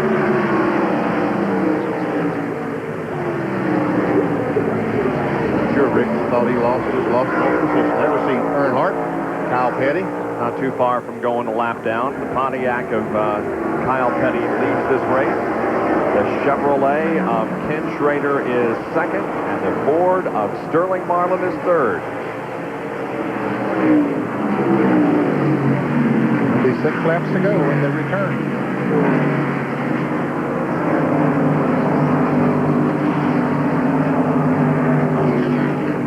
Here comes Spencer.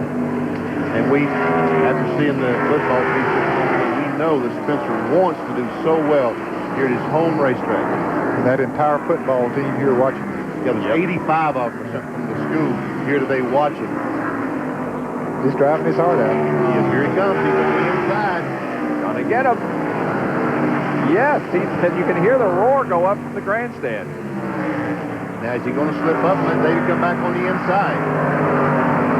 Even though that is his dad's race car, David's not going to roll over and play dead. He had to earn it. And David looks up in his rearview mirror and sees Harry Gant coming back there. And Morgan Shepherd. Here comes Ted Musgrave passing Morgan Shepherd. He finally got around Brent Wilson and just motored right on up there around Morgan. That's 7th spot, just took over 7th. That'll be his best finish of the year. It'll equal his best finish. Okay, 7th at Rocky Mountain. Okay. Well, he might move up another one or two and get his best finish of the year. I'd say that he's one driver that'll probably move in 1994, and probably there'll be a number of owners looking at him. Much sought after. Yes, sir. There again, took a look under Davey Allison. That's one way. That's 4th place. Now, while you're watching this, folks, don't forget that Kyle Petty is leading here. There he is, but he is out front all by himself. Schrader has things all to himself in 2nd place, and so we're watching this 3rd, 4th, 5th, 6th, 7th, 8th on back battle. Kenny Schrader has just had some great performances. In fact, if he stays where he is, he will have 4 top 5s in his last 4 races. I think he's had the last 3 races right now. He's currently running second. That's the group of cars contesting 3rd. Spencer just took over 3rd place, got by Sterling Marlin. Yep. Davy's trying to get under Sterling. I think he's going to make it. Now Harry's going to follow. Sterling, now remember, there's no room down there. Be careful here. Ride with him. 33 cars right beside him, and here comes Musgrave. Now, Harry moved back to the outside and sort of cut off Musgrave's draft there, and it's going to be a little bit tougher for him, but he hangs on. Makes the pass going into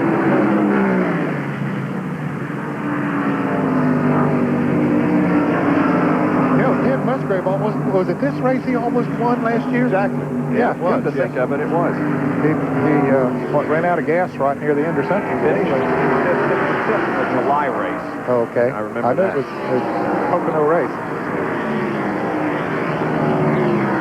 The first 2 letters of the month before you. July. Trying to chase down Harry again.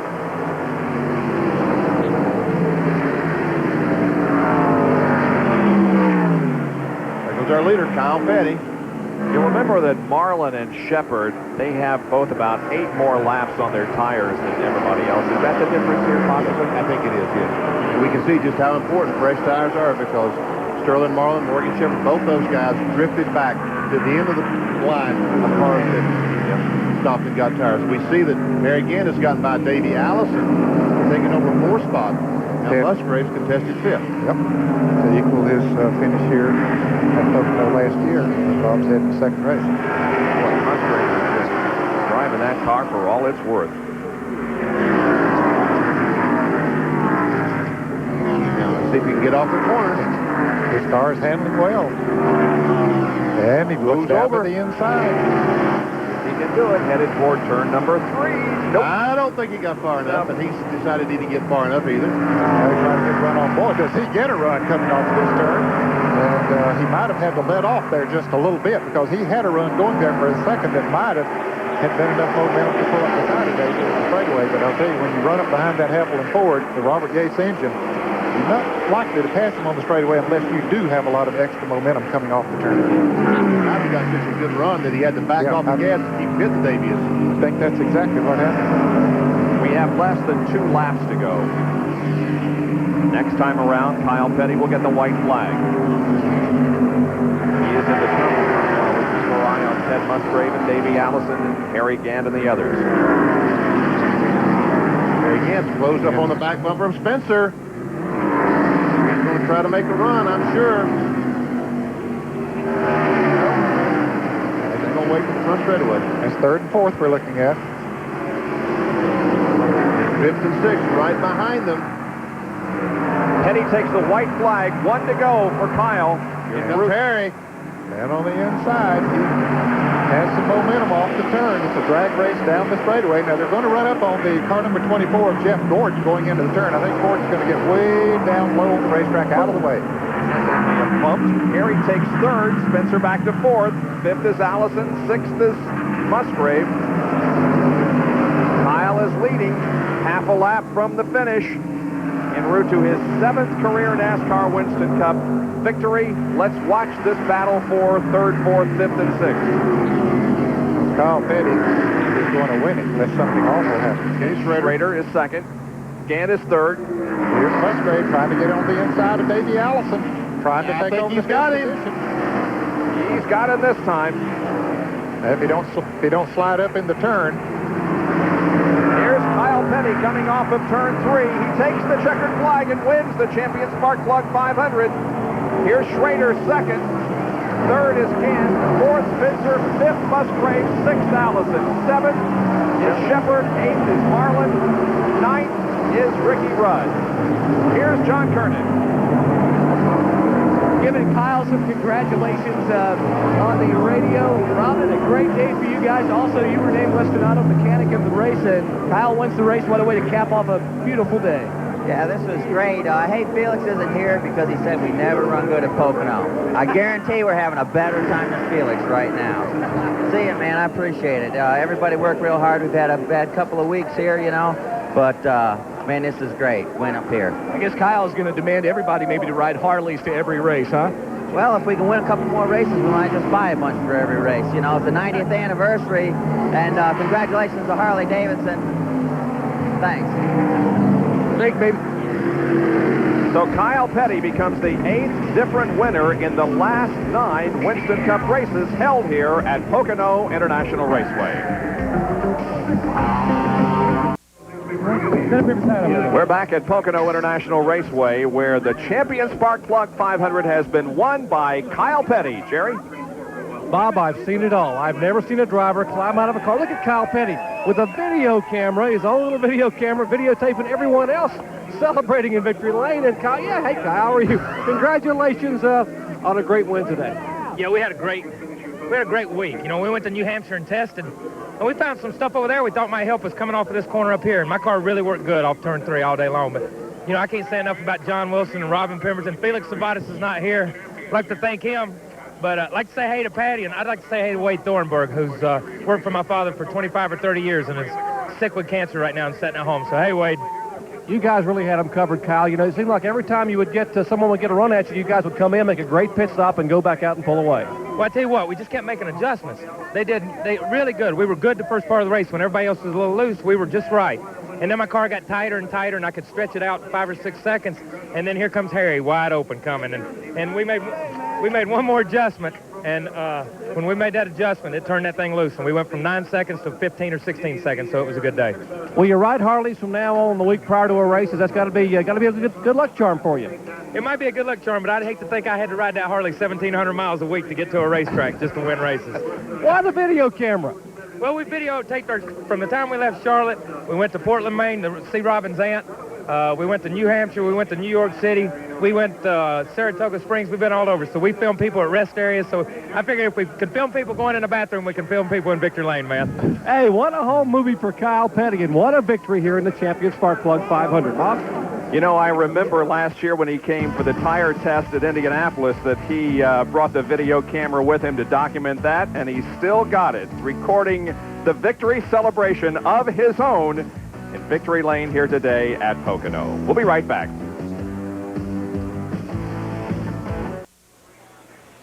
ESPN Speed World is being brought to you by your local Yamaha dealer, who invites you to see their exciting line of motorcycles, ATVs, and water vehicles. By Quaker State, the Big Q is one tough motor oil. And by Budweiser, fresh, pure, natural, proud to be your bud. Kyle Petty wins second place. Ken Schrader, here's John. Well, Ken, second today, but I mean, Kyle was just simply awesome. I guess a great race for second place, though. Yeah, you know, we were good there at the end. Out of the cars that came in and got new tires on, Harry got kind of caught up in that deal with when Rick Mask got sideways. That gave us a little break there to get away from Harry, and then the rest of the guys had on used tires, so it just kind of worked out. You guys keep climbing up the points. Think you can make another position this week. Are you finding that consistency? Are we going to see you contend for the championship later this year? Well, you know, it takes like an average place finish of something like 6th, 7th, something 8th even to win the championship. So we can keep struggling top fives together. That might make up for what we hurt ourselves early in the year. Ken Schrader with a fine second place finish today, Bob.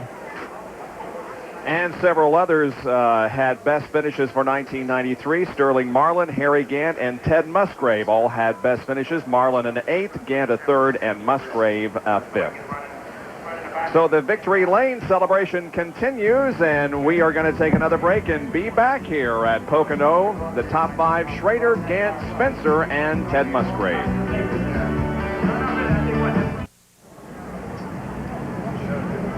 The champion Sparkplug 500 at Pocono International Raceway won today by Kyle Petty. Ken Schrader was second. Harry Gant third. Here's Jerry Punch. And Harry from 26th to 3rd. A good run for you today. Well, the car, it works super. It's an old car, one of our oldest cars, and you know, it just works super. The engine, it got real weak, and the carburetor just loaded up and got me gashed pretty bad. But you know, I hate to see that last caution come out if everybody's going to be 10th, and we managed to get back to 3rd. But that's all we could do. It just wasn't much more left, and it's pretty much going away. With all the rumors about you possibly retiring this year or next, hey, with runs like this, you may stay around for quite a while. Yeah, if I can win me 4 or 5 races, maybe. Harry Gant finishing 3rd here at Pocono, Pennsylvania. Let's go to Jimmy Spencer, who's with John Kernan. Jimmy getting congratulations from everybody down here in the garage area. Jimmy, kind of the hometown boy, had to come back from a lap down today, but you still finished 4th.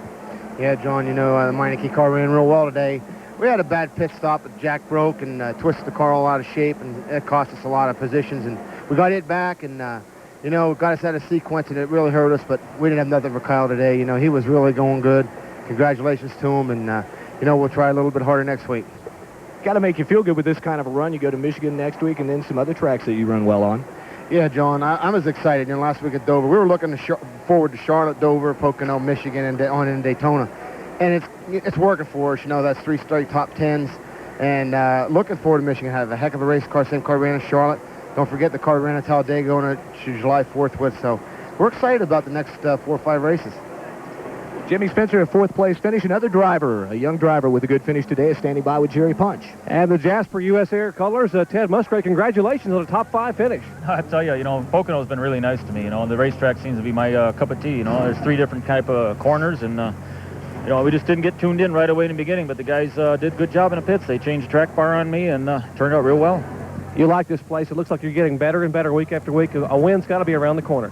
Well, it was close today, you know, not quite, but it was one of our best runs of the year. And I tell you, you know, Jasper and US Air has been behind us all year. We've had a lot of bad luck, but now maybe we can turn this around.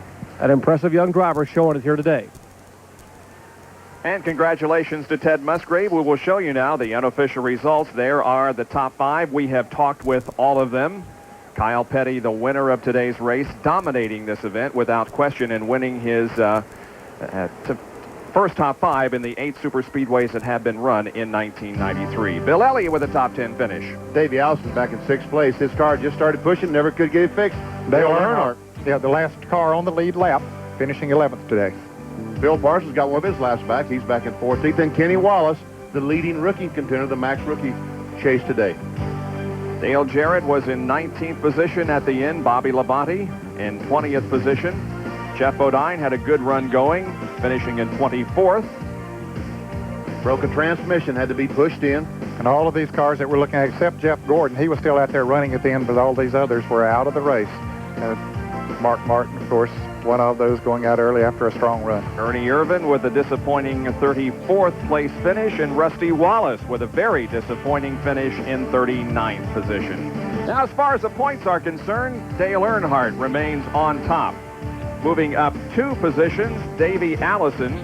Dale Jarrett remains in 3rd. Kyle Petty picks up 3 positions to 4th, and Rusty Wallace drops 3 positions back into 5th. Morgan Shepherd will go into the next race 6th, then Ken Schrader, Jeff Bodine, Jimmy Spencer, and Jeff Gordon.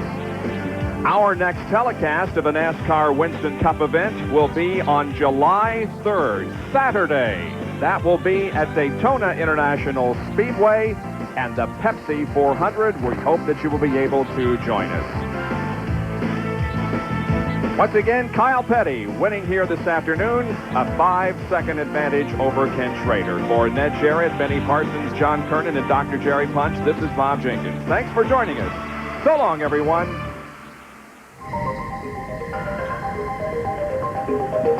Thank you.